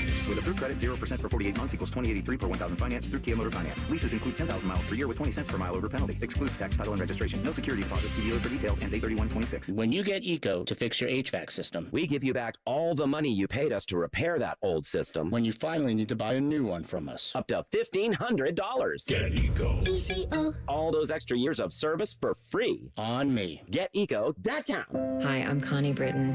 I support Feeding America because they help provide over 6 billion meals to people in need each year. Learn more at feedingamerica.org. Feeding America, 200 food banks strong. What defines Ohio? A place that dares to go first and never looks back. There's no slowing us down. At Jobs Ohio, our mission is clear. Strengthen job opportunities and empower Ohio's workforce. Another reason why Ohio is now ranked the #1 state for business by CNBC. This is what unstoppable feels like. We did it together, Ohio. Our time is now. See Ohio's momentum at jobsohio.com/Ohio's time. Hello, it's John Kozik, founder and president of TurboTrack Realty, and I buy real estate as is fast for cash. Give us a call today for an all-cash offer at 614-470-2000, 614-470-2000. I buy vacant properties, inherited homes, divorce situations, death in the family, apartment buildings, commercial properties. I even buy my tenants won't pay me the rent houses. Give us a call today for an all-cash offer at 614-470-2000, 614-470-2000. It's on night. After the games are over Friday night, keep it locked on the Fan for high school football overtime. Ryan Baker and Lee Cochran keep you up to date with all the latest news and scores. Your home for Friday Night Lights, the Fan. Fan weather. From the Logan AC and Heat Services Weather Center. Pretty quiet as we go throughout the rest of your Wednesday. Mid to high level clouds pass on by. We'll say partly sunny overall with highs in the lower 80s. Tonight, there's a slight chance of a passing shower or storm. Otherwise, partly cloudy, mid 60s. For your Thursday, similar story. Slight chance of a shower or storm, mainly in the afternoon. Most of us are dry, though, with a partly sunny sky and highs in the lower 80s. For the Fan, I'm 10 Weather Impact meteorologist Justin Gertz. T-Bone and Tyvus are everything you want in a delicious breakfast. Lots of empty calories, no nutritional value. Weekday mornings from 6 to 9. The Fan. Rothman and Ice present Pre-Snap Reads. Sponsored by Dr. Mark Levy. If you're snoring and not sleeping, call Dr. Mark Levy today at 1-800-MORE-SLEEP. All right, let's get back into it. Joshua Perry rocking out with us again today.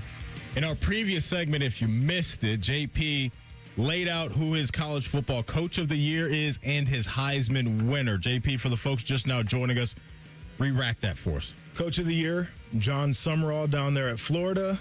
Heisman, Jeremiah Smith. Okay, so during the break, we went and looked at the updated Heisman Trophy winner odds. And right now, when you look at the Buckeyes, you've got Julian saying at 13-1. Right behind him is Jeremiah Smith at 15-1. So you've got Jeremiah Smith, Josh Hoover, Trinidad Chambliss all at 15-1. But Julian at the moment has the 5th best odds to win the Heisman. So Vegas is kind of leaning into our feeling of how close this could be for both of those guys. Yes, and I think it's the right thing for Vegas to do right now. Yeah. I mean, it's a great point that you bring up, too, about who's going to get the credit and how does that shake out, and do they split the vote here for some of the Midwest region voters? Like, that's always a little bit of an issue. To separate himself from Julian, would that have to be like, I don't know, a couple long rushing touchdowns? He's not doing anything on special teams, so like... What I think is interesting is Jeremiah has an opportunity to become the most decorated receiver in the history of this program, records-wise. And I think that can be a feather in his cap when it comes to why he should be the guy. Okay. All right. Now let's get to your 12-team playoff. All right. So I'm going to go from 1 to 12. Number 1, I've got Georgia. And I'll give you a little bit of background. Cole just perked up. I'm going to explain this to you. I think there's more of a logjam at the top of the Big Ten than there is at the SEC. Okay. This is partially because all Georgia does is win the SEC. Yeah. Like, you just look at that, it's what they do. I also think that there might be a little bit more separation when it's said and done at the top of the SEC than there is at the top of the Big Ten. So I've got Georgia 1, Notre Dame 2. Real quick, let me ask you this. Is Gunnar Stockton, in your mind, an aircraft carrier? Truck or is he a trailer or a truck? He is I like him a lot. Okay. I don't think he's an NFL guy. Tough, gritty, can run, never flinches in the face of adversity. I think their wide receivers are going to be a little bit better this year. I think their offensive line is going to be good. So you just plug him in there and play. And the quarterback that you just described is kind of Stetson Bennett. I kind of heard some Stetson Bennett where Kirby doesn't maybe need that guy within his system to be We've seen it the done. True difference makers. Okay, Yeah. So you got the Dogs at 1. What's next? Notre Dame 2. Okay. Ohio State 3. Indiana 4. Oregon 5. Okay. Texas at 6. Miami at 7. Tech at 8. Oklahoma at 9. A&M at 10. Okay. USC at 11. UNLV from the group of 6. Okay. UNLV. How do those guys not get distracted out there? You believe in Alex Orgy? I don't know if I believe in that. I think they got a different guy. I believe in Dan Mullen, though. I like what he's building out there. I visited them in December. It's the first thing I said is they're literally like right next to the strip. Yeah. And you can just see the skyline from their facility. And I'm like, how the hell? Maybe it just doesn't come across our ticker because they're UNLV and we just don't hear about things out there. But I'm always surprised at the lack of players getting caught and stuff in Las Vegas for them. I think they've got it figured out on how they manage their players that way. The other thing they told me, big advantage to have that right in their backyard in recruiting, and walking through their facility is probably as good as anybody in the group of 6. I just think now in the NIL world with the betting stuff, like you as a head coach, man, I have to imagine there's some uneasy rest, but like you said, maybe they got in a lot of trouble out there. A formula out there. So there it is. There is your 12. Okay, now let's cut this thing down to your final 4. All right, final 4. I've got the state of Indiana in the University of Indiana taking on Georgia. I've got Ohio State taking on Notre Dame. Okay, so you got Georgia, Ohio State, Notre Dame, and Indiana as your final 4. Correct. Okay, next. Georgia versus Indiana would be Georgia versus Notre Dame. Okay. My national title. You had Georgia, Indiana in the semis. Yeah. I got you. Yes. And your national champ is who? Notre Dame. I'm jinxing them like everybody else. Okay. Oh, come on, man. It's the big media jinx right now. There you go, TLC. This has been the all-season of Notre Dame. Yeah, it has been. This is the all-season of Notre Dame. Justifiably so. There is nothing wrong with saying that Notre Dame is going to win the national championship on paper. You've got a head coach that's been to that game. I like that, right? I have to imagine Marcus learned from that moment. You went up against a very, very talented Ohio State team. I'm sure as a defensive head coach, that 3rd and 11 to Jeremiah is still driving him nuts, right? Because there was so much conversation. Yeah, for not just putting Leonard Moore on him. That would help. Remember that conversation prior to that game? Oh, they're going to continue to play man coverage and all they get against Jeremiah, and they did. And on that play, it was just a heck of a connection. But I have to imagine those type of plays haunt coaches, especially when that's supposed to be or is your expertise on defense. But I think, though, the same way we talk about players learning from those things, I think as a coach, too, you got to go through those games, too, and I think that could benefit this year's team up there in South Bend. The only thing that worries me with Notre Dame is that they have one of those dumb losses that we've seen under Marcus Freeman. But if they only have one and they end up beating BYU and Miami, they're going to be in. They're just not going to be like the number 2 seed in the bracket. Right. I think we're too good for that. Yesterday, I was entertaining the idea that, like, we could sleepwalk and get caught. Too good for that, huh? I think the quarterback play that we had the other times that we've gotten caught by Northern Illinois and Marshall and stuff like that. And Stanford. I think that CJ Carr is considerably better than Riley Leonard. And Riley Leonard was better than Tyler Buckner. I thought that we were too good to lose to a 6-6 Virginia Tech team as well. It happens. Urban was telling us all week about that bare front. And we had to hear about that all week. That bare front. I can't imagine. But here's the difference. Here's the difference. You guys had JT Barrett playing his 2nd game ever.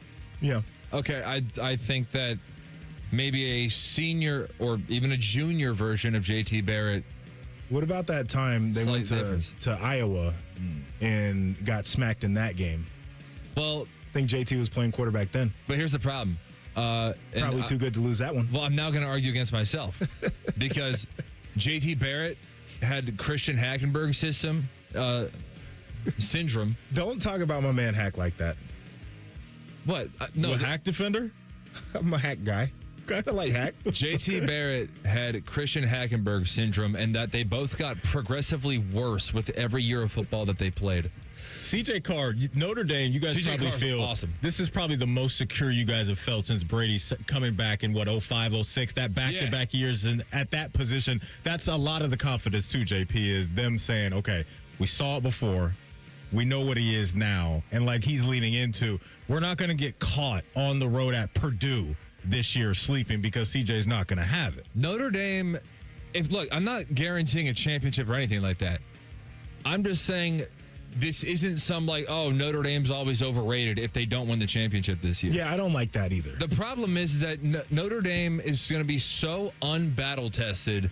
They're going to have 2 gut check games with Miami at home and BYU on the road, and then 10 penciled in W's. You know who you kind of described? Last year's Ohio State team. Yep. That was them last year. Totally agree. And what happened when it was gut check Exactly. time? So I can understand your fear. So I'm saying that Notre Dame, it's not like some overrated thing if they crap out at the end of the year. I'm saying that We won't know what Notre Dame is actually capable of in a 4-quarter smash mouth football game until we see it. And we have to wait all the way until late December to get that. I think BYU they'll present some of that for you guys. I will. I agree with that. I think part of the Ohio State thing. Come on. 47 as a quarterback is nasty work. I think part of the Ohio State thing last year, though, was they had flaws that people weren't willing to admit watching games where you could kind of see some things, and maybe they didn't have what it took to really fix them because they weren't being tested. And if Notre Dame doesn't have that, then I don't think it's as big of an issue. Like Ohio State, if they would have played Miami in week 3 and saw those rushers in week 3, would have probably still had the same issues if they saw them again in the postseason, because you're not just going to flip out the personnel and find new guys off the street between week 3 and the playoff. Yeah. We brought up JT Barrett. I wanted to play this audio for you because this was Joe Burrow talking about JT. JT's up in Chicago right now, quarterback and coach for the Bears, but Joe Burrow showed his guys some love at media availability this week. Yeah, he's been one of my best friends for a long time. I've always said that I learned the most about being a leader and a quarterback from him, just watching him go about his business every day. He's a guy that takes it very seriously, and you're never going to see him, waste a day. And that was very beneficial for me as a young player to be around and to watch and learn from him. And we've gotten to be even better friends throughout the years, which I've loved, and I'm excited to spend some time with him over the next couple days. Hopefully we can find some time to get together, but it's always special when I get to see him. JP, I won't be surprised if we hear about JT Barrett rising up the coaching rankings over the next few years. He's in a really good spot, attached to one of the better head coaches in the league that's on the rise, and Ben Johnson. Same thing can be said about Caleb Williams and where he is. And so JT's going to get some credit for some of that, and that can turn into, hey, can this guy be an offensive coordinator one day? Can this guy be maybe a head coach down the line too? So at age 31, JT Barrett's in a good spot if he really wants to carve out a nice coaching career, which obviously it looks like he does. He's always been made of the right stuff to go into that.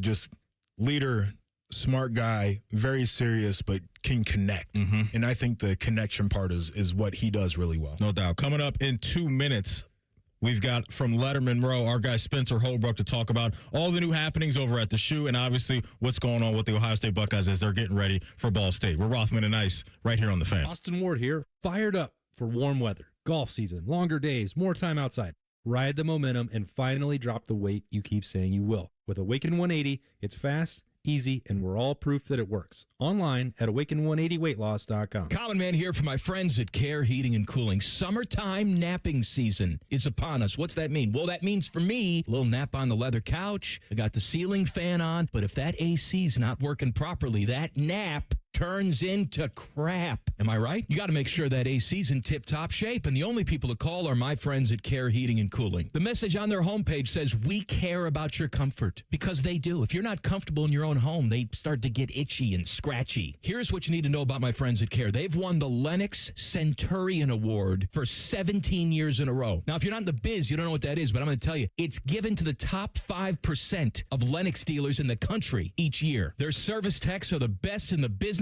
and there's not a problem they can't solve, except maybe the meaning of life. They had no answer when I asked them. But think about living without central AC. Mess you up. My friends at Care also have easy online scheduling, careheatingandcooling.com. Care Heating and Cooling. Call 1-800-COOLING when you need a company you can trust. Great cars, great deals, Great Lakes Hyundai. The savings are so good. The savings are so good at Great Lakes Hyundai of Dublin. Right now, lease a new 26 Tucson SE for $149 per month for 36 months. Just $149 a month. Only at Great Lakes Hyundai of Dublin. Plus, get 10 years or 100,000 miles of powertrain coverage with your new Hyundai. Just off 270 or at glakeshyundaiofdublin.com.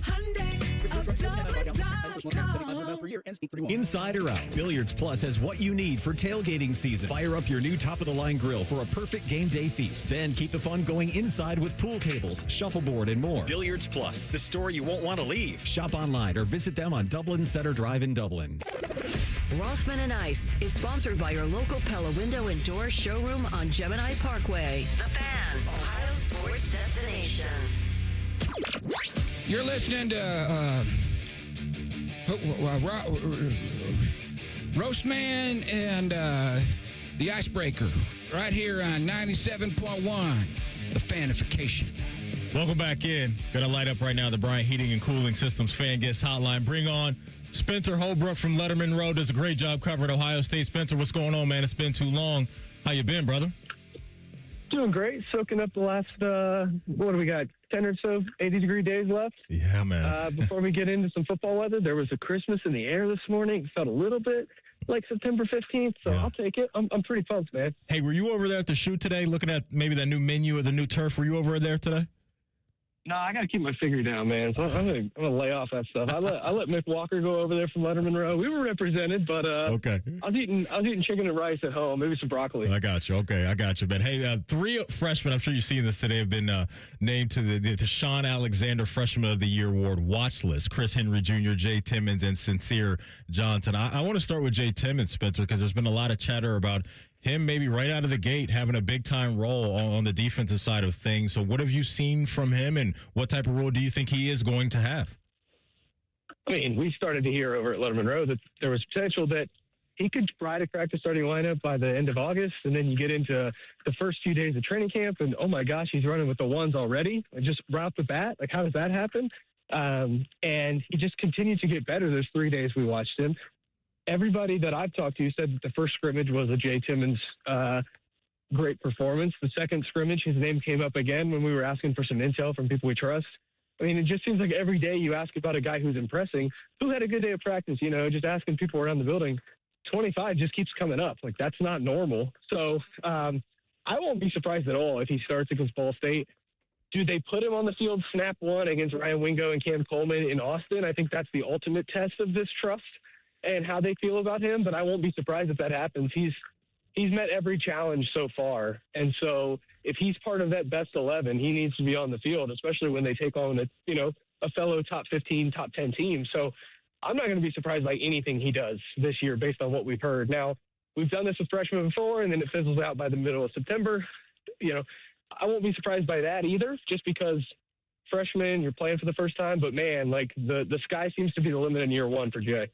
What do you make of this backup quarterback competition that none of us really thought was going to be a competition at this point? Yeah, it's very intriguing, I would say. Start hearing, just like Jay Timmons almost, you start hearing, hey, who had a good day? Luke Fahey just starts coming up, and he's super smart. They love the way that he studies. He's a student of the game. He played high-level high school football, and so you know that the jump there to Ohio State obviously is massive, but it just doesn't seem as big for him as others. He's a little smaller, but you can make up for that on the field with your IQ and things like that. That's not to say Tavian St. Clair hasn't been good. There's been moments, there's been bright spots. I think they want to push him a little bit more and see how he handles it. So is this competition like a challenge to Tavian as much as it is a challenge for Luke to continue to push? Perhaps, but that doesn't seem to be the case. It seems to be the case of like, hey, if Julian breaks his shoelace, as I think Urban Meyer used to say, like who's going to go in there and give you the best chance to win? They have to make that decision. And so I think it's super interesting. There's going to be conversations had. Ultimately, if you ask me right now, who's going to be the second quarterback on the field against Ball State, I would probably say Tavian, but it won't surprise me also if they rotate those reps with the twos and let Luke get some run there because he's been good in this preseason. Spencer Holbrook from Letterman Row joining us here on Rothman and Ice. Speaking of rotation, Spencer, what type of rotation do you think we're going to see at running back? Because Bo Jackson came out of the gate last year as a young guy. You could clearly see the upside that he has, but it has sounded like Isaiah West has had a good offseason. So hit us with your take on what we may see there. Yeah, it's like a tale of two phases of the offseason because Isaiah West was dominating headlines coming into training camp because of the summer that he had. Well, then Bo Jackson responds with what I've been told is perhaps maybe the best camp of anybody in the program. So you have to balance those things. Who had a better offseason? Who looks better once they put the cleats on and get on the field? I'm sure Josh saw guys who were weight room warriors and, then got into training camp and you start to see that somebody else is just a better player than them. And then there's guys who maybe not weight room warriors who get on the field. And it's like, oh, yeah, we forgot just how good that guy can be. So I think Bo is still the clear-cut number one guy. I'm pretty confident in saying that. I think Isaiah's going to get some carries, but guys, don't sleep on Jacoby Jackson. They really, really like what he's giving them right now. He's explosive. He's big. He's experienced. He's the old man, the veteran in the room. I just think that he can give them something. So I think all three of those guys are going to play quite a bit. I think Bo's going to clearly get the lion's share of the carries, but those two behind him are definitely going to get some work too. And then they're going to have Legend Bay on the field at some point. He's simply too talented to be left off the field. So I think they're going to find a role for him too. It's actually the running back room, I think, is one of the deeper rooms that they have on this entire roster. I'm super excited to see what they do. Well, you can't have a good run game without the offensive line creating holes up front. So where do things stand with the big guys up front? I think Ian Moore has asserted himself. Does that mean that it's going to stick? He's going to have a final 2 good weeks here of a push to make sure that he's solidified that spot. Looks like he's going to be the left tackle. I think that's probably the best combination, simply because you can scheme your way a little bit around tackle trouble at points with tight ends. They like their tight ends. But the interior, you can't hide interior offensive line struggles. And if you have Austin Sareveld with Luke Montgomery and Carson Hinzman, 3 guys who played 20-plus snaps in a national championship game and a Rose Bowl and a Sugar Bowl, a Cotton Bowl against 3 really good teams on the way to a national championship, like that is the kind of experience that you just can't teach. Those guys could be one of the best interior offensive lines in the country. So if Ian Moore gives you enough at left tackle that you can put Sareveld at guard, that's got to be the answer there. And so as they've weighed all these options, putting Austin Sareveld at guard, it just seems like a no-brainer. As Ryan Day said, that's a lot of beef on the interior, and you can't really teach beef. And so I think that guard center guard combo there could just be lethal for Ohio State. Arthur Smith going to try to run the rock, we know. So putting those 3 on the interior could give Ohio State something it hasn't had in a really long time, and that's some real dominance up front. One thing we're all going to be looking out for is obviously Julian and what his year 2 is going to look like, but more specifically, what type of damage he can do with his legs here and there throughout games, right? I don't think anybody's going to be expecting him to go back to kind of what we saw from JT Barrett, where you could have a guy really do damage throughout an entire game. I don't know if that's going to be needed from Julian, but just speak to that and what you think he's going to be able to bring to the table this year with using his legs to hurt defenses as well. I think it's more about pocket extension, making plays when the play's not necessarily there after 3 seconds, than it is about picking up those dirty yards. But at the same time, Will Howard won a national championship by extending plays, a couple third downs there against Notre Dame where he scrambles and gets a first down early in the game and sets the tone like, hey, if you leave me open, I'm going to take these yards. Like, defenses are going to at least have to respect Julian, I think, in that regard. He's going to be able to extend some plays. But then, like I said, the pocket extension. I remember the play late in the Wisconsin game, and yeah, they were blowing out Wisconsin, but Julian was still in the game, and he rolls out to his right and delivers a perfect, accurate dart to Brandon Ennis in the back of the end zone where only Brandon could catch it. And that was a broken play extended where they both had to kind of make something happen. He didn't do that late in the year. Throughout November into December and January, like they just didn't get that from him. I think he was a little banged up then, but actually, Miami still dominated them. Indiana still dominated them. I think if he would have got out of the pocket a little bit more, they could have had a little bit more offensive success. So I think it's more of that and just getting him out of the pocket, making sure that he uses his legs to create opportunities for this offense more than it is running game. But at the same time, like we saw him against Michigan, they need 4 yards, he gets 5, and Ryan Day's pumped on the sideline. So he can do all of those things. They just need to see it more regularly this time around than they saw late last year when they were trying to win a national championship if they're going to try to win one this year. All right, I want to flip it back over to the defensive side of the ball. Linebacker room lost a couple of first-rounders this offseason. How are they looking as we head toward the end of training camp? Man, Josh Perry asked me a linebacker question. This is crazy, man. It feels like I should be asking you. I love this Riley Pettijohn, TJ Alford conversation because I asked Ryan Day last week about the linebacker room, and I said, well, how do you feel about Christian and Peyton? And he said, well, I'm going to talk about Riley and TJ first. Okay, Ryan, be my guest, man. I want to hear about these young guys, too. He was excited to talk about them. He said that they're really coming on. They're making their move. They're playing well. I think James Laurinaitis is going to be happy with 4 guys playing there. Can a 5th push? I think that's the big question here now. Is freshman Sincere Johnson, former 5-star, can he make that push? Because we know that Pettijohn and Alford can both be problems off the edge. They both are smart enough to play. Allegro and Pierce, we don't really have any questions about. They got the leadership qualities. They've got the experience. They know what they're doing. They're Big Ten veterans. But those younger two, what do they give you that the two veterans don't? And then can Sincere Johnson push for time? I'm pretty confident that they're going to play 4. The question just becomes if a 5th is going to emerge. And if it's not Sincere Johnson, does Garrett Stover make his move? Does Eli Lee make his move?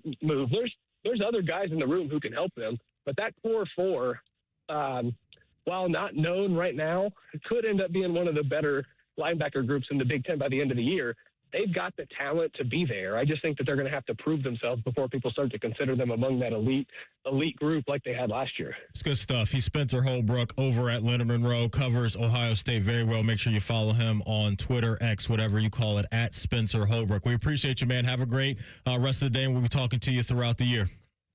Thanks, guys. Always appreciate you having me on. Appreciate you. Hey, JP, before we go to break and come back with Tell the Truth, you asked Adam Schefter earlier about the NFL and are they focusing in on a ruling on their end when it comes to guys going from the league back to college. Schefter just reported this moments ago. Sources, the NFL will provide clarity to clubs later today regarding league rules governing players' eligibility that have been in place and remain unaltered. A player that goes back to college this season will be prohibited from signing with an NFL team this year. A player who is signed to an NFL contract who is subsequently cut is a free agent. He may sign with another NFL club, the CFL, or return to college, but that player is considered a free agent and will not be subject to a future draft. So that's what the NFL is cooking up in the moment. So the Big Ten's on record, SEC's on record. We're not letting these guys back in. Sounds like the ACC is getting ready to join that party as well. But the NFL has a plan in place for this as well. Your initial knee-jerk reaction to that news from Schefter? I mean, I guess I had the policy in place and never really had a need to go over it, but I think it makes sense from their end. We'll hit the finish line of the show next. We'll Tell the Truth. We're Rothman and Ice right here on The Fan. We're the highest rated sports radio station in America. There's no joke there. We just are. The Fan, Ohio's sports destination. During COVID, Amy Acton shut down Ohio and banned people from visiting their loved ones in nursing homes. As a result, more seniors died in Ohio than any other state in the Midwest, and they passed away all alone, leaving Ohio families devastated, including Linda Caudill's family. I had to put my mother in a nursing home because she had fallen. A few weeks after that is when Amy Acton shut down the state. My mother didn't understand it. It traumatized her. She didn't know why her family couldn't come visit her. 2 months later, she died. Amy Acton is to blame for this. What happened to my mother happened to a lot of seniors. It happened to a lot of families. Many people died as a result of this, and it shouldn't have happened. I will never forgive Amy Acton for what she did to my family. Ohio can't afford liberal Amy Acton. Paid for by Vivek Ramaswamy and Rob McCauley for Ohio. Coghlan Kia of Dublin is now open, and we're offering grand opening savings at all 4 Coghlan Kia locations. Get 0% financing on select new 26 Kia Sportage and Sorrento. Pay 0 out of pocket when you lease a new 27 Seltos or 26 Sportage for $375 a month for 36 months. Get grand opening savings at Coghlan Kia. Coghlan has the car for you. With approved credit, 0% for 48 months equals $20.83 per 1,000 finance through Kia Motor Finance. Leases include 10,000 miles per year with 20 cents per mile over penalty. Excludes tax, title, and registration. No security deposit. See dealer for details and 831.26. Iconic summer moments deserve an iconic drink. Reach for Mountain Dew, an American original. From its beginnings in the foothills of Tennessee to your biggest summer yet. The refreshing citrus kick of Mountain Dew is the perfect companion to your American summer adventures. Enjoy the refreshing citrus kick of Mountain Dew. Tasting great since 48. Look for Mountain Dew in stores near you at mountaindew.com. That's mountaindew.com. Enjoy more ways to save at Kroger, like low prices in every aisle. And you can clip and save more with digital coupons in the Kroger app. Plus, you can earn fuel points to save up to $1 per gallon at the pump. So it's always easy to save big. Kroger, fresh for everyone. Savings may vary by state. Fuel restrictions apply. See site for details. You can save $5 on produce with your digital coupon. Just spend $20 on produce and save $5 at checkout. See coupon for details. Kroger, fresh for everyone. Steve here with USA Insulation. Let's do some quick math together. Your energy bill this summer, probably one of the highest you've ever paid. Now imagine that same bill all winter long. That's what you're going to be looking at if you don't fix your insulation. You can still get the best deal of the year. We foam your walls, we insulate your attic for free. That ends August 31st. You don't want to miss it. The insulation pays for itself in energy savings. Call before August 31st for your free attic insulation. 529-2440 or usainsulation.net. USA Insulation. On this episode of Science Stuff, we're examining the fastest things on the planet, like the cheetah. It can reach a land speed of over, probably having an off day happens to everybody, but here is the American race car. People love the thrill of the... Okay. Next up is the Falcon. No, all right. Oh, Great Caesar's ghost, what was that? Why, I think we've found the fastest... Let's watch in slow motion. Hi, it's Alex, the friendly Apex Pro. It's Apex Pros, the pros who knows. They're the fastest thing on the planet. When you have a problem with your plumbing, furnace, air conditioner, or electrical system, Apex Pros gets to you faster than apparently everything. Leaves are blown from trees. Paint is stripped from buildings. Mothers clutch their children's hands. Because when you have something broken in your plumbing, HVAC, or electrical, you don't want to wait. Columbus loves Apex Pros. ApexPros.com. In the old days when people lived to be 40, you only had one option for listening to your favorite show. But now, ooh, baby, radio, podcast, the Fan app, and YouTube, ooh, just to name a few, live or on demand. You have no excuses. The Fan. The Fan Guest Hotline is sponsored by Columbus, Worthington, Air, and Bryant. Doing whatever it takes to keep you and your home comfortable. The Fan. Tell the truth with Rothman Ice. Sponsored by McDaniel GM Superstore. Driving excellence since 1916. Chevrolet. Together, let's drive. All right, TLC, you know what time it is. Take us to the crib, brother. What do you got? And tell the truth today. So I don't know if you guys saw, but Dwayne Wade shaved his beard. I did see that. That he's had for like a decade. And so he shaved it down to now the Joshua Perry mustache and goatee. And so he's looking young again. But Howard Griffith once told Joshua Perry that you got to change something about one thing about your appearance every year. Oh. So next year, what are you going to change about your appearance? What am I going to change about my appearance? It's a good question. Next time you have Howard on, make sure you ask him about that piece of advice. I'll try to get him on the next couple of days. He's always good to us. He looks like a younger man, by the way, Dwayne Wade does. He does. Yeah. He really does. Where's D-Wade now? Probably about what? Early 40s? Well, that's early 40s. Probably right around there. Similar age to Braun, I have to imagine. So right around there. What I'm going to do, TLC, is I've got the itch to get some tattoos. Mm-hmm. That counts. And that's a permanent change to my appearance every single year. It's not permanent. True. They got lasers. That is true, but I think there's... Pete Davidson got rid of his. Yeah, that happened. Eye roll. It's time for some doing. Time for some doing. What would I do? Well, I guess I talked about it JP, off the top of the show. Don't get the clouds, bro. Don't get the clouds. No. Picking it. Just taking it down to the skin. Huh? Dropping the whole top, hair's coming off, down to the scalp. Okay. That would be my change. Getting the waves back? Going bald? Yeah. Oh. I'm talking big razor. So to you're the saying scalp. At this time next year. I'm talking milk dud. We're going to... No. That could be the next one. We don't know. You're not doing that in a year. No. Hair's getting a little light. No, you're good. A little light in the front. It's got about a 5-year run. I don't think it's got 5, brother. This happened in like a year and a half. What are you talking about? Your hair looks good. We could say the same thing to you, and you are picky about your hair, because to me your hair looks good. I agree. But you're a little insecure right now about your hair going because the other way. Because you look in your mirror in your idle hours by yourself, and you see what you see. And I lean forward and I see the spot getting. I do the same thing, and I see what I see. Okay, that's understood. But you're not in like bald territory. No, Again, not even I told you if these corners get any weaker than they are, I have to let it go. I can't have invisible corners over here.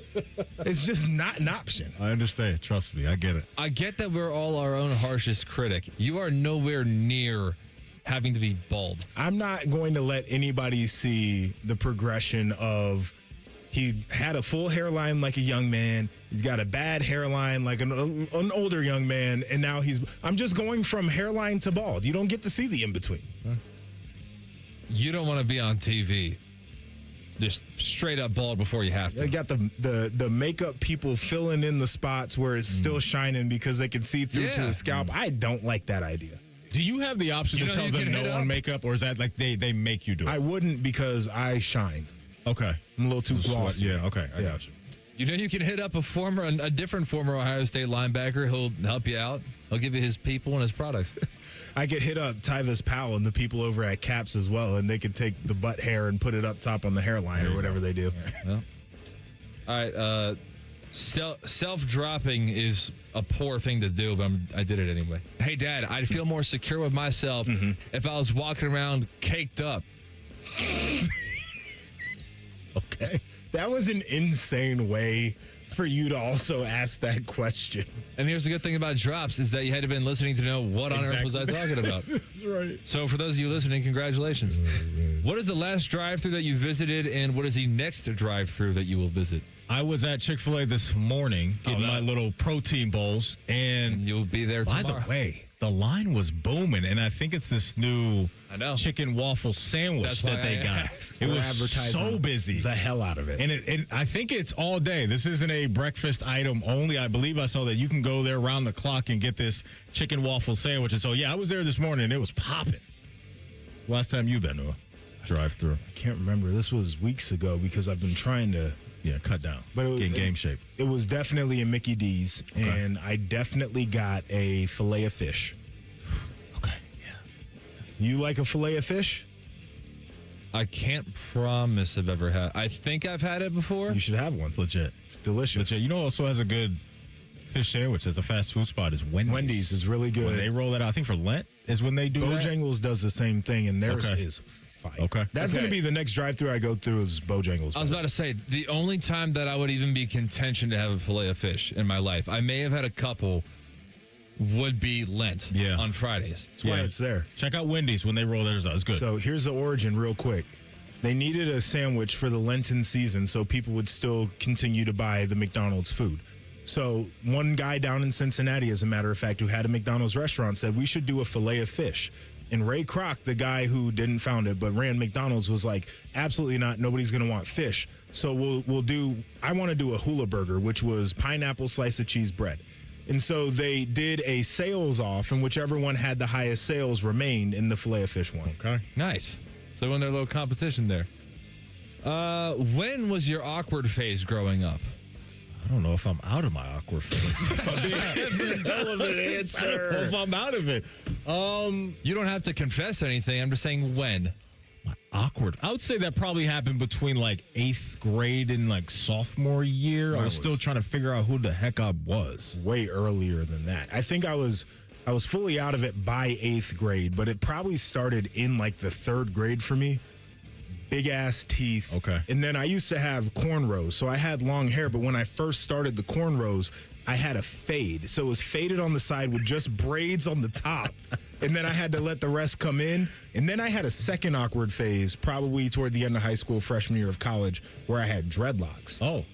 Dreadhead. Okay. So it was trying to figure it out. Trying to honor All Lil of the Wayne. earliest pictures I've seen of you were dreadlocks. Yeah. Okay. There's Tell the Truth for today. JP, we love you, man. Appreciate your time. You've been great to us throughout the summer. Good luck with everything. We'll be watching you crush it on national TV. Folks, we love you. Stay safe out there. We'll be back tomorrow at high noon. Common Man is back with Timmy, so don't move. They'll take you to 6 o'clock. We're Rothman and Ice right here on The Fan. Wake up with The Fan. Eat lunch with The Fan. Go to bed with The Fan. Dream about The Fan. Then change your sheets. Gross. Ew, you guys are gross, but stick around in case I don't find anyone else.